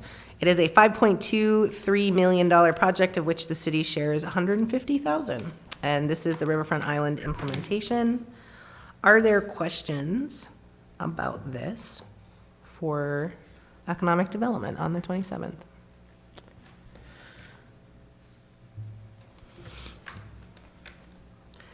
I would like to ask a question, if I might, having given a chance to others. This board, having been deeply engaged with Riverfront Island planning and the implementation, is there a way that they could relate, economic development could relate any of the items that they're requesting to the plan itself for us? So in terms of implementation called for, and this moves forward to subsection 3, or in the context of the plan that we've spent a lot of time in, could they be a little more descriptive or relate it to that document that we've used? This specific document, Yep. and when you're talking about the various sections, that like wonderful table that's at the beginning. Yeah. Yeah. It might make it easier for them to say, in the implementation matrix, we're moving forward items with this item, given the time that we spent with that plan, and frankly, that most of us are strong advocates for seeing it implemented, and it would be helpful for us as we describe it to others, how this large investment, even though it's not all coming from our coffers, is being applied to those plans. Mr. Pine? It's there. Oh, just like that, too? 32. There's the numbers on the side. They just bit me. Love that. Do you want Bless to 'em. visually? Always. Well, Any questions about the implementation for the Riverfront Island Master Plan? So we can strike the question for this item. Looks like, yeah. Tell them, good job. Thanks for proactively doing that. Love it when a plan is referenced. If there are no questions, then we come to the Continental Mill TIF. This is on page 33. This is a $400,000 cost share completely to the city. This is infrastructure improvements to support the housing developments at Continental Mill, and in 26, that looks like a pathway between the site and the Chestnut Street Garage with crossings. And penstocks, interesting enough. Mr. Pine? any renderings would be greatly appreciated for making our decision. Great. Any other questions about the Continental Mill TIF? Then we would find ourselves at the Park and Canal Street alley repairs. This is a $230,000 item, which the city's cost is 100%. These are concrete stairs between Park and Park Street alley that are deteriorating, as well as the wooden deck, and stairs between Lisbon Street and Canal Street. Any questions? Renderings would be wonderful for this one as well. I would also love to hear if any consideration was made for making these spots, because I use them quite a bit, less of places that people go through and maybe places that people will actually reside. So, Enjoy. Yeah, making them more enjoyable spots rather than We just don't want them to be stairwells. places where people live. Yeah, we don't want people to live here, Yeah, but, places where you'll stop and take a moment. thanks. There's, yes. One further question on this Park and Canal, it says that it's going to request to use fund balance that was approved for the Red Shop, so could we get an update on what's going on with the Red Shop, or not going on? Great Thanks. question, yep. Park Street Alley Rehab, page 35. This is an $85,000 item, fully on the city. This is also referencing the Red Shop. Is this the one that you were just talking about? Okay. So that was question for page 35. For both. Okay. Both pages. Carry the question to this item as well. Any other questions about the Park Street Alley Rehab? Carrying my questions over to this one as well. Visual so mu- designs, not passing Visual through. designs, not so much the hanging out in an alley. You're going to love the next one. City-wide wayfinding signage. This is a $235,000 item, of which the cost is fully city-owned. Design, manufacture, and install wayfinding signage at strategic locations, to be named later, aiding visitors, shoppers, and residents with navigation. Mr. Marcotte. Some sort of update on the last go-round on this? All those multicolored, what is it, kind of a maroon, blue, yellow signs that went up all over the city. I'm sorry. What is the efficacy of the current wayfinding signage that was installed a number of years ago? And how does this new wayfinding program tie into that which had been previously approved and implemented? How's that? Great. Does that work for you, Shelley? Great. Any other questions about the wayfinding signage? Will the wayfinding signage give a sense of place to various neighborhoods in the city, or is it going to be uniform?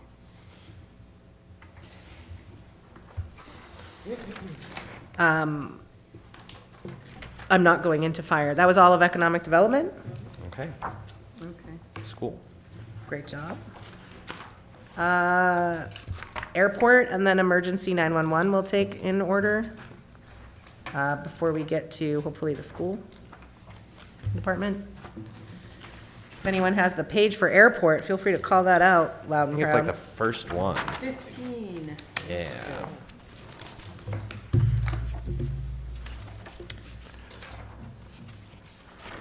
So the airport, this item is a $3.59 million investment into the hangar building, apron and taxi lane, of which the city's share is $78,500.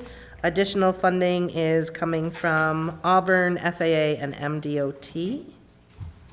Questions about this item? Mr. Marcotte. Having served on the airport board and seeing these LCIPs, this is quite reasonable. One item at $78,500 city share. Hopefully something does get done.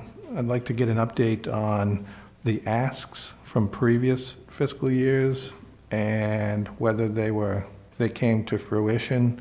I have a suspicion some of them were shelved and they're not showing up here as something that had been shelved.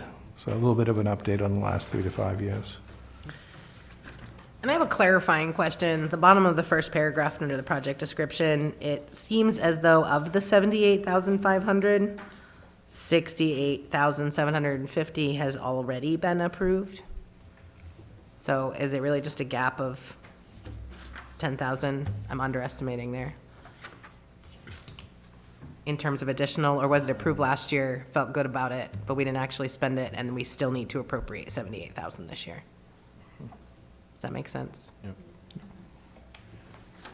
Jump to 26. Thank you. Lucy says go to page 26. Everything else is future years. Yep, so LA 911 Communications Facility, this is a $2.5 million project. This, the proposed city share is 1.1 million. Additional funding is coming from Auburn. This has been at its present location since 1996, which could not have been 28 years ago, but apparently was. Just doesn't feel like it. They're at space capacity and additional improvements are needed. They are proposing a location in the comments. Questions about the 911 communications facility? Expected lifetime for the new facility? How long they are projecting for it to be useful and not, be undersized or anything like that? I'd like to add to that if I can, were you? Please. Yeah. How is that capacity building in a trajectory of growth, both for our population base and our safety needs over the time frame of which is the answer to whatever Alex's question ends up being?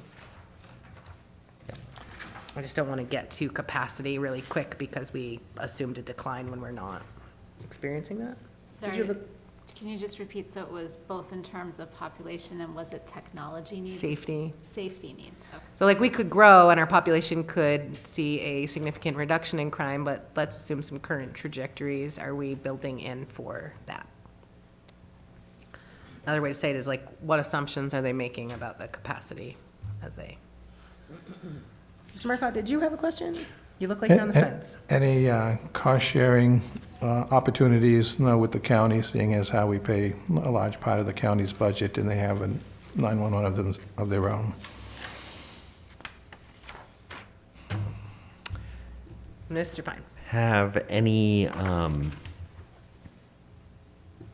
there been any work to see if there is funding to help offset the construction costs through either energy efficiency measures or other energy efficient technologies that can increase building resilience and lower long-term operational costs? Shelley, how you doing? Did you catch that? Clear enough? I didn't catch that. Not very clear, sorry. Has there been any research done to see if there is funding available to implement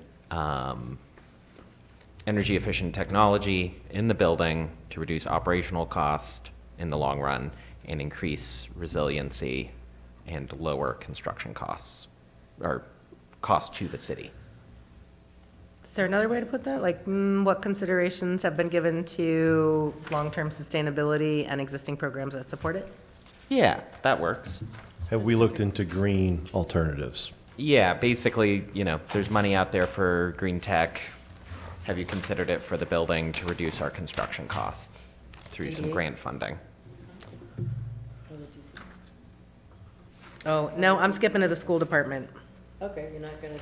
I'm it's not. just 2 pages. Yeah. I want to make sure we get through the big ones before I think that we'll get to the smaller ones, but I'd like to get to the school department. We generally have a lot of questions. I think that brings us to page 88. The first item is educational space for growing enrollments. This is a $1 million. Everyone with me? Sorry, page 88. $1 million with a full city share. Due to space, aging facilities, and current design issues, the school is exploring numerous options to maximize and expand space. They've named a couple of phases here, as well as the location. Are there questions about this item? Mr. I'm Marcotte? not sure if it's a question, but we should be looking for private sector opportunities for investment in these areas. We're looking at 1 million this year and 10 over each of the next 2 years. So this is like getting our feet wet and then getting walloped in future years. Also, is there any DOE funding that can help offset this? Doesn't look like it, but. I would add to this set of questions, $1 million feels like a really big amount for a design plan or for planning work. And so are we just investing $1 million in both the planning and some preliminary next steps post-planning before we invest in the work itself?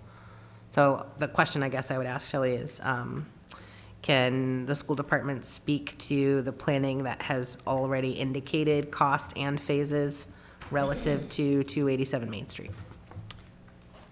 And also to that point, with phase one, what work needs to be done to stabilize the building envelope? What work is going to be done there? Thanks. Page 90, which is the Franklin Pasture Tennis Courts reconstruction. This is 1.584 million, full city cost share. There is a breakdown for 8 courts that covers site work, electrical, courts, and fencing, as well as a contingency plan. Questions about our tennis courts request? Projected life expectancy, and then is the drainage being sized for increased water flow, which is what our region has projected in the coming years. Thank you. Mr. Marcotte? Seeing this particular subject matter show up in a lot of years, there may be other funding sources as well as just the city side, naming rights, so on and so forth, to get the best bang for our buck. Any other question? Okay, page 91. Ella, did you have a question? Sorry, Amy. Just one quick question. Is it replacing the current courts, or going to build new ones in the same space? Or is it a different space for the courts? Thanks. Great question. Page 91, we have LMS's roof replacement, a $400,000 item, with the city carrying the full share. It's the EPDM sections of roof. I don't know what that means. It might be nice for them to tell us. So what's that acronym? I guess would be my only question for this item. The others have questions? Ms. Pine. Some grant opportunities for solar installation include renewing roof surfaces as part of that. Has the school department looked into that to see if that is a way that we can offset some of this cost and also provide long-term energy savings? Great. Page 92, replacement of school zone lights. This is a $50,000 item, replacing 25 school zone flashing lights. I don't know where they are. Over the multi-year project. Not 25 in 1 year. 5 year. Yeah, what is the replacement rate then? Could they be specific? 5 per year? You would Just think. over the next 5 years, we Yeah, would you replace would, you the would lights. think that it would be. So it's 5 a year, $10,000 a pop? Check us on our math. Ask them just to watch this time frame of the video. $5,000 a light? 5 lights a year for the next 5 years is the question? Is our math right? Okay. Can I just jump back and say that EPDM is a rubber membrane roofing? So I'm not sure RV we roof. Need to have the school department Oh, say great. that, but well done. Share that. So it's a Thank you. rolled out Yeah. rubber roofing. But I think the question was specifically, what does it stand for? I'm kidding. No, yeah, I'm never gonna repeat that Ethyl anyway. butyl. So it's not a portion of LMS. It is just a portion of the roofing It's itself. a material for the roof. Yeah. Thanks, guys. Take that one off their list. They'll appreciate that. But, and on the school zone lights, which ones are going to be replaced each 5 years? Like each year? Do they have a plan? Are some obsolete? And is it accurate that it is 5 a year for 5 years at $10,000 each light? And the cost estimates were obtained from contractors. Which contractors? Who is doing the work? Great. And what is the projected lifespan of the new ones? For school zone flashing lights. Okay. All right, Where'd they we get can ask their- the question, I'm just saying that they probably got a couple of quotes and you want to see the estimates? Yeah, I would say that in other requests, in other sections here, we have names of the contractor Gotcha. that they've selected to do the work, and I'd like to see the same from the school department.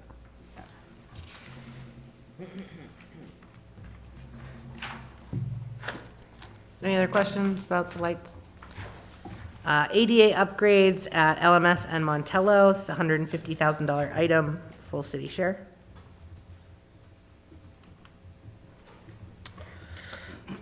I agree with Alex on all of these with the school department. Identify the contractor like they do with the rest of the city. Any other questions? For the ADA accessibility, is this, I'd love to see some more information how this sort of fits in with their overall plan for growing student population and sort of overall plan for the future of these buildings. You know, I think, Mike, you've brought this up before. Are we just, you know, putting money into something we're going to get rid of or have to get rid of in the near future? We did that with a certain school not long ago. Not seeing it coming down the pike on any of the other items this year. Maybe I would frame a question this way, which is not relative to one project, but similar to the work that Public Works has done with like a full facilities assessment. When was the last time the public schools has done a capital needs assessment that has guided their requests? And if the answer is not recently, might they put in that request and start designing and requesting from an assessment and needs perspective? And not to sound like a jerk, and so maybe they're already doing that, but maybe they could describe the process and way that they've assessed to identify these needs and other needs. Yeah.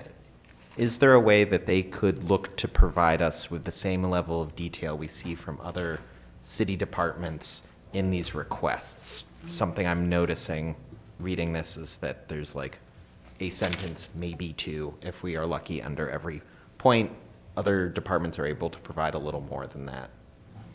I think we should count ourselves lucky that we're getting this much information. In the past, we have gotten zilch, and zilch for long-term planning, which if you look, this year, they gave us some almost to the 5 years, which is phenomenal.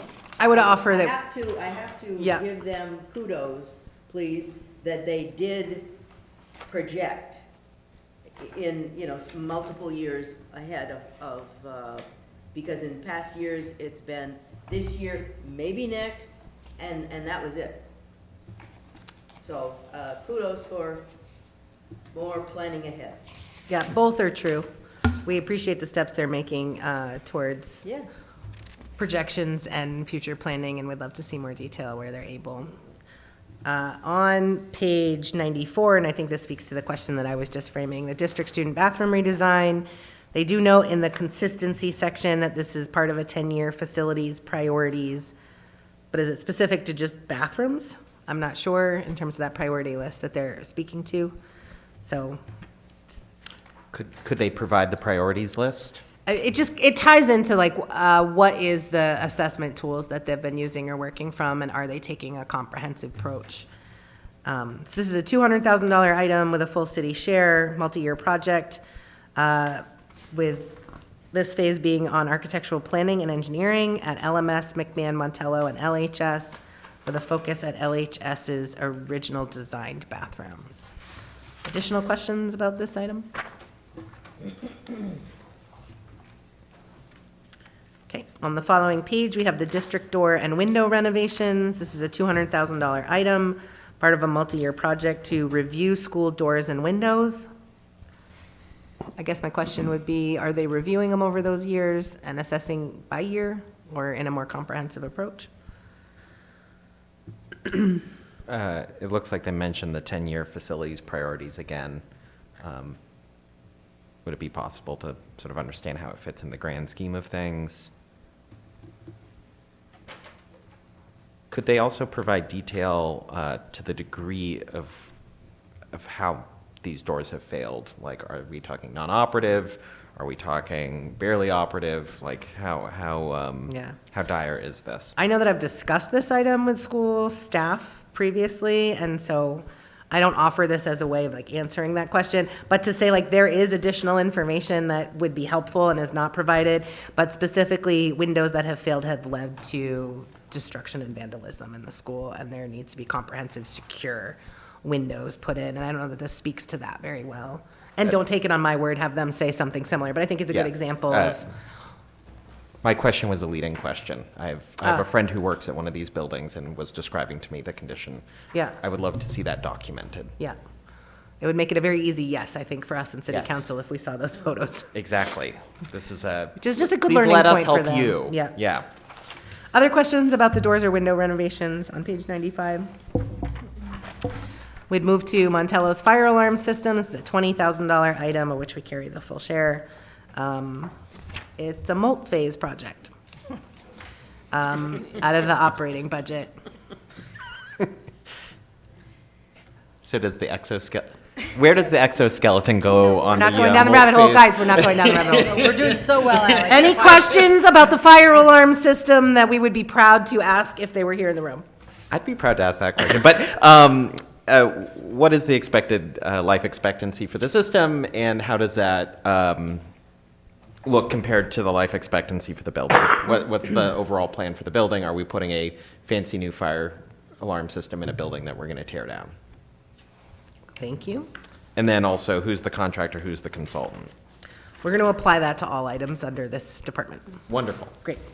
Page 99 is our next item. This is the LHS roof replacement for $700,000, representing Phase 2 and 3 of a multi-year roof replacement at LHS and LRTC. Phase 1 is currently in progress, which includes structural evaluations as well as a non-destructive moisture survey. Are there questions about this item? Mr. Markon? Like in other parts of the LCIP, it would be nice to know the last time things were done. Public Works does that really well Same. in their budget information. Same questions as the rubber roof section, I think would apply to this one. So all the questions that came in under that, I would like to see on this. Noting that section we as well. striked the acronym question. Yeah. Okay, so the only question we had then for the roof had to do with have they looked into solar installation to offset the cost and provide energy savings long term? Yep. Okay.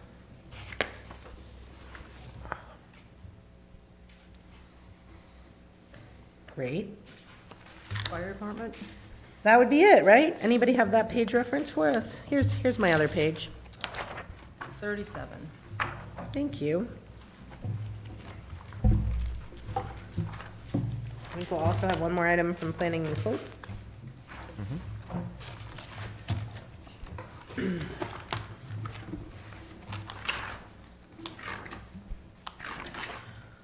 All right, so the Assistant Fire Chief's vehicle, I feel bad for him that his vehicle is named with his title. Makes it tough. This is a $65,000 item of which we carry the full cost. It's scheduled for replacement with 95,000 miles. It's 2016 Ford Explorer. I'd like to proactively apply all questions about electric fleet hybrid to this as well. Any additional questions about the Assistant Fire Chief's vehicle? It's just a tough title for him, you know? How many assistant fire chiefs are there? I don't know, but they're sharing this vehicle. My understanding is they hired a second one.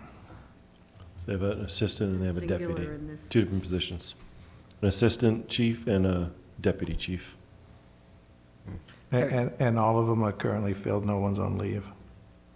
I believe in our last meeting, they said that they were 100% staffed. Cynthia, did you have a question? No, I was just saying that this was singular in here, so. Yeah.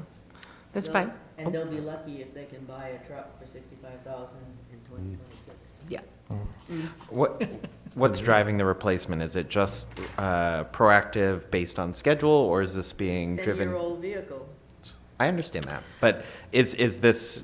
But only 95,000 miles, that's young in some neighborhoods, mine included. Yeah. What is this? Is this us being proactive and thoughtful about vehicle replacement and doing it based on a time and mileage model, or is like the floor rusting out here? So you'd like them to expand on the comments that they offered in the consistency with the comprehensive or strategic plan section, where they state it's just consistent with the replacement schedule. Yes. Another case of the car wash, probably. Yeah, so, And if you have multiple drivers, the wear and tear tends to be more on a vehicle than if it's a single driver. Yeah, tragedy of the commons. so on page 38, we have a fire department ladder. This is a $1.85 million item, replacing the fire department's ladder 1, a 2007 Pierce 105 rear mount aerial device. This was refurbished in 2021 for significant corrosion issues, a la wash station. In an attempt to gain 5 or 6 more years, they got 5. Questions about this item? Seeing none, we'll move to fire rescue tools on page 40. It's a $75,000 item with the city's share at 100%. This project will replace existing hydraulic rescue tools with new battery-operated tools, spreaders, cutters, rams, and associated accessories. Questions for the fire department? Mr. Marcotte. Just a comment. At $8.9 million, they should probably pull the trigger now if they can get a contractor to agree and lock in. Those are like notes of encouragement. Any other questions? Okay, on page 42, we move to the Planning and Code Enforcement Department. This is a $50,000 item with the city at the full share, and this is implementation of the comprehensive plan, encompassing many components, can be used for matching funds for grant opportunities. Questions about this? Something that comes up every year. John, that's all you guys asked for this year, is a little $50,000? Okay, any other questions? Why did staff not, no, I'm kidding. Don't make him type his own question, he's gonna have to answer I live in later, this too. city and I don't want my own taxes to go up. For the record, and appreciated, sir, thank you. Any other questions? Was I on the wrong subject matter on the previous one? I don't think so. Were you talking fire rescue tools or the replacement of Lisbon Street Fire Station? I wasn't talking about that one, because that's a $0 item, and so Okay. that was the previous item, fire rescue. So my comments were to the Lisbon Street Fire Station. Ah. I was wondering how you got Yeah. $8 million. $8 million off of Yeah, $75,000. 75, yeah. So if you'd like to pin those questions for next year when it comes up, would appreciate that. Save us all some time. Maybe they should be thinking about it now. Yeah. Friends, I think that we made it through all of the items. If anyone would like to double check me, please do.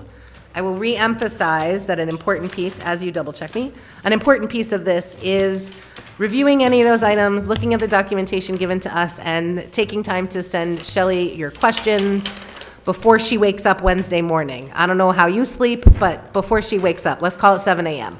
Make sure they're in her inbox before 7 a.m. on Wednesday. Did we already talk about assessing? No, and that's a hot item. Let's get to that. Where was that? 28? It's personal property assessing, not Assessing. yeah, not the assessing. We've already funded that over the years and it's being done. But this is personal property, so if you have a business and you have a computer and whatever, Yep. you're charged, you're assessed taxes on the personal property used in the business. So this is page 28 for those who are playing Yep. along. And that's what that is. And then I think we also need 27 as well. Yep. It's the standard transit bus thing, but. Thanks, guys. it's a standard- All right, so let's take up item, personal property reevaluation on 20. Any questions? $20,000 item. This is a reevaluation of all personal property accounts consistent with the economic responsibility portion of the sustainability goal in the strategic plan. Mr. Marcotte? Subject matter that I know something about, full disclosure, that's what I do for my employer. And I'm wondering, $20,000, is that basically to make payroll for some, No, I think it's a buildup. It's 20,000 over year after year. yeah. It's like the 50,000 for the buses. So what's the Every year. question that you're So- asking, Mr. Marcotte? If this is basically to bump up the payroll for somebody in the office to go out and do this walkthrough, 20% of the businesses each year for 5 years. Or is a contractor being hired to go out there and do the assessments? Can we have additional information on the nature of the expenses for the $20,000? Is it personnel? Is it print? Is it postage? Well, it says at the bottom it that the it's 12? $80 per account, and there are 1,250 personal property accounts. Yeah, that's $100,000 is what that equates to. Yeah. But how is it being spent? Is it payroll? Is it a contract? Or, I mean, a lot of times we do see payroll being padded with the capital improvement program, and We have the cost per account, we don't have the expense, so it's Or- an easy question to answer. if Or it's the asked that person way. providing the estimate. Service. No, so if you're getting paid $20 an hour and you presume that you're going to spend 4 hours in each business, I have a suspicion that that's how this was devised. Well, I'm curious, because as a business owner, I got a postcard, so I suspect that it's paper and postage. So I'm excited to hear the answer to that one. More to be continued. On page 27, we have the annual LCIP contributions to the CityLink transit system. This is a $100,000 total cost, of which the city shares only $50,000. This is support of CityLink capital expenditures. Examples have been provided. So the matching funds for the purchase of buses. Federal monies are generally 80%, and cities are, they have to, I don't read it that way, and well, so that's how it used to be. Yeah, Okay, 'cause but I was think- on the transportation. Yeah, I think the 50,000 that would be contributing this year, I think I'm concerned with the language of example, like what are they actually funding would be helpful. It might be the things that come after example in this year. They've named a couple of examples like bus lifts, bus shelters, bus station remodels to improve resiliency. Any So questions? Could they share their whatever plan they have Yeah. that they're going to be using this money for with us?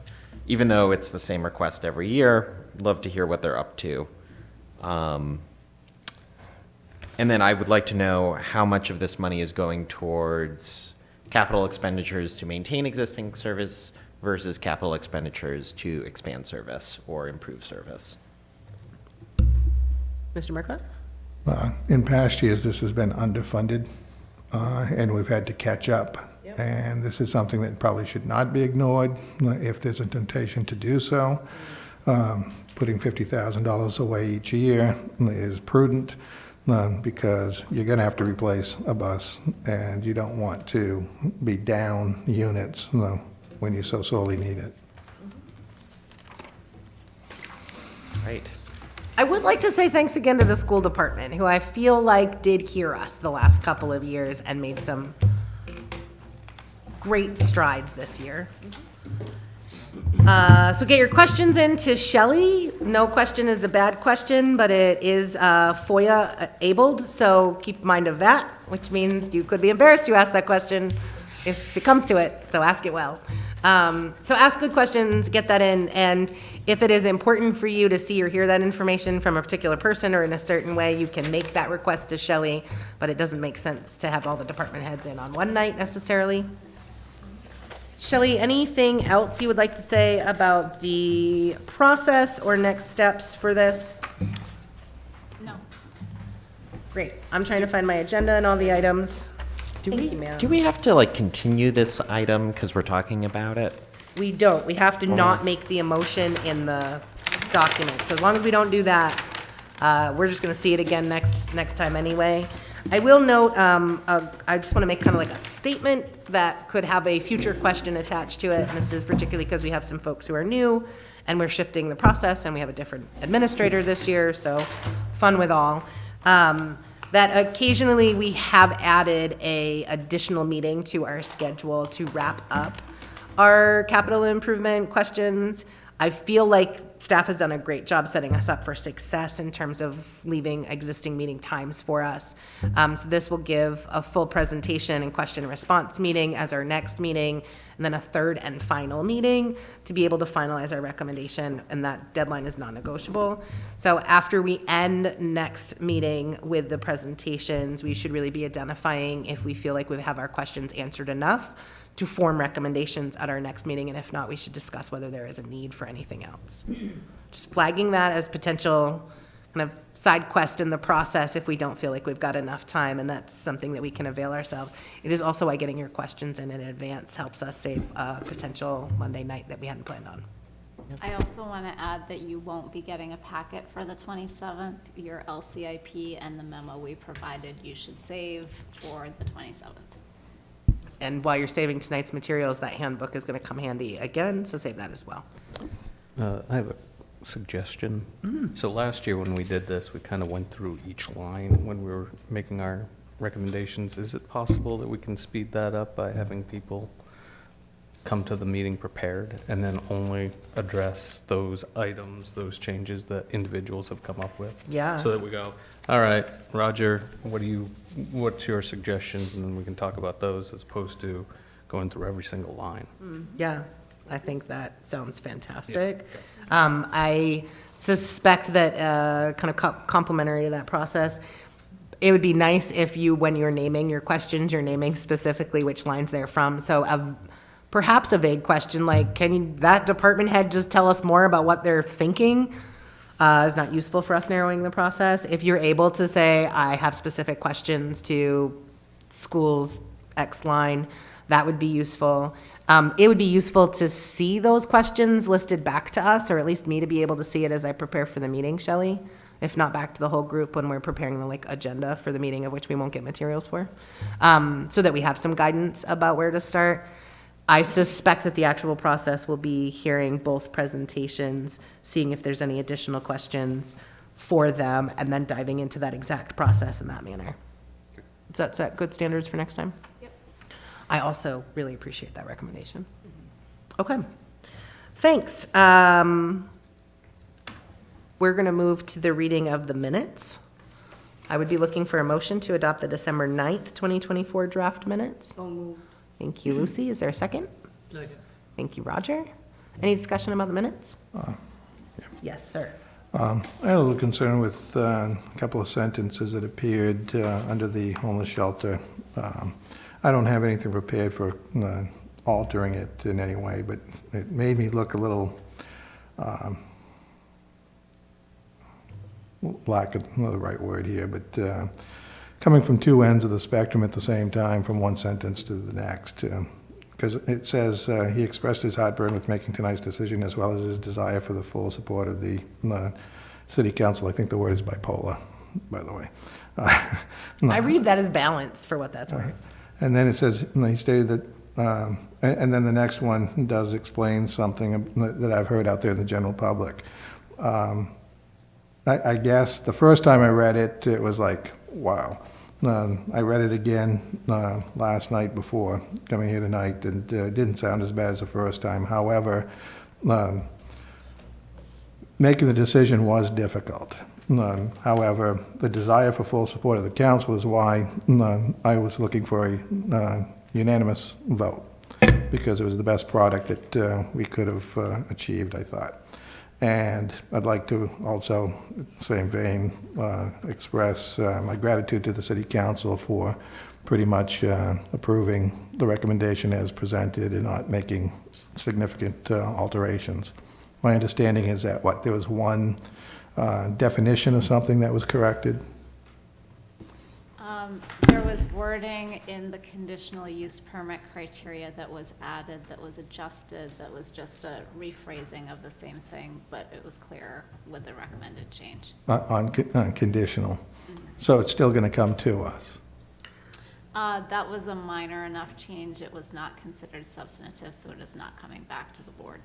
No, I meant that it's still conditional zoning where Oh, the Yes, applicant... yes. That's right. A Yes. conditional use permit is still required for all It's shelters still in the required. city under that, what they had suggested for language change, yes. Yeah. Yeah. So with your two notes on the record, are you requesting an amendment or changes to the minutes as presented, or did you just want your concerns noted?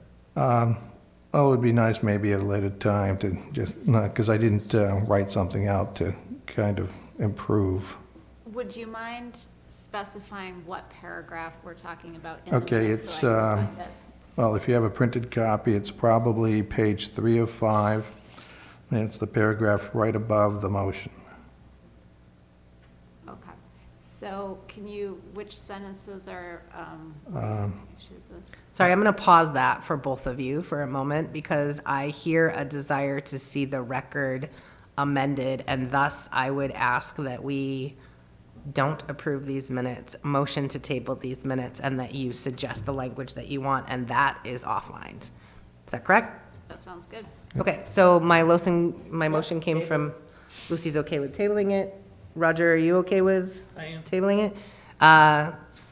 From a point of process, do I need to, can we table it while it's still on the table, or do we have to vote because the motion has been made? Once the motion was made to table, you need to vote on it. Yeah, so if folks would like to see it tabled, it's important that you vote no on this motion. Can you please call the roll? The motion is to approve the minutes as presented. Point of, I don't know if it's inquiry or point of information. An amendment precedes the original motion. That's the motion to be voted on.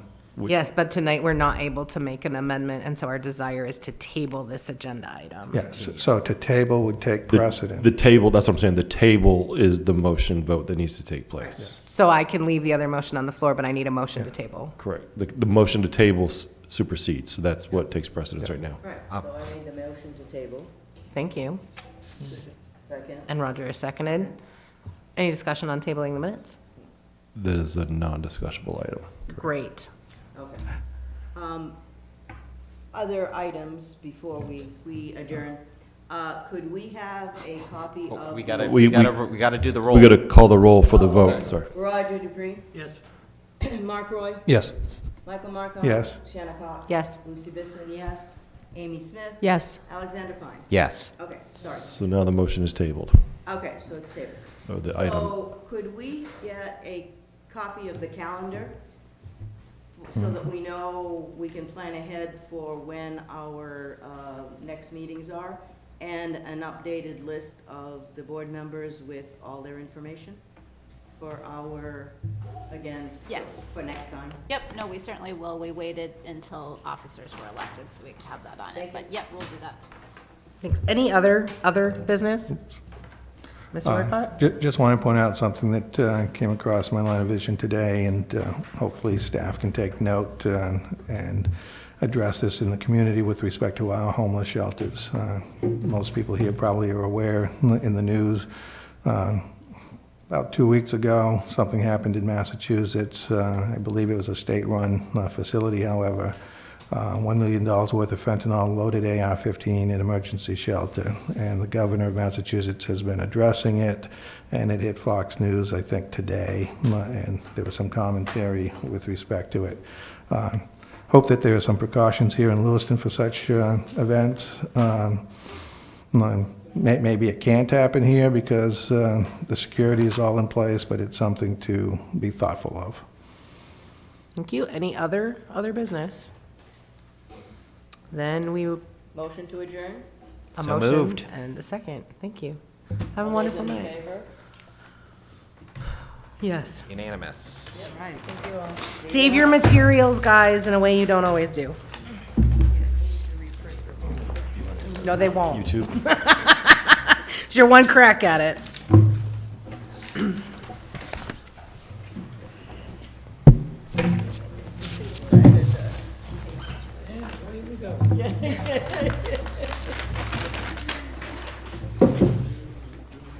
I didn't want to go back and forth 6 times on that.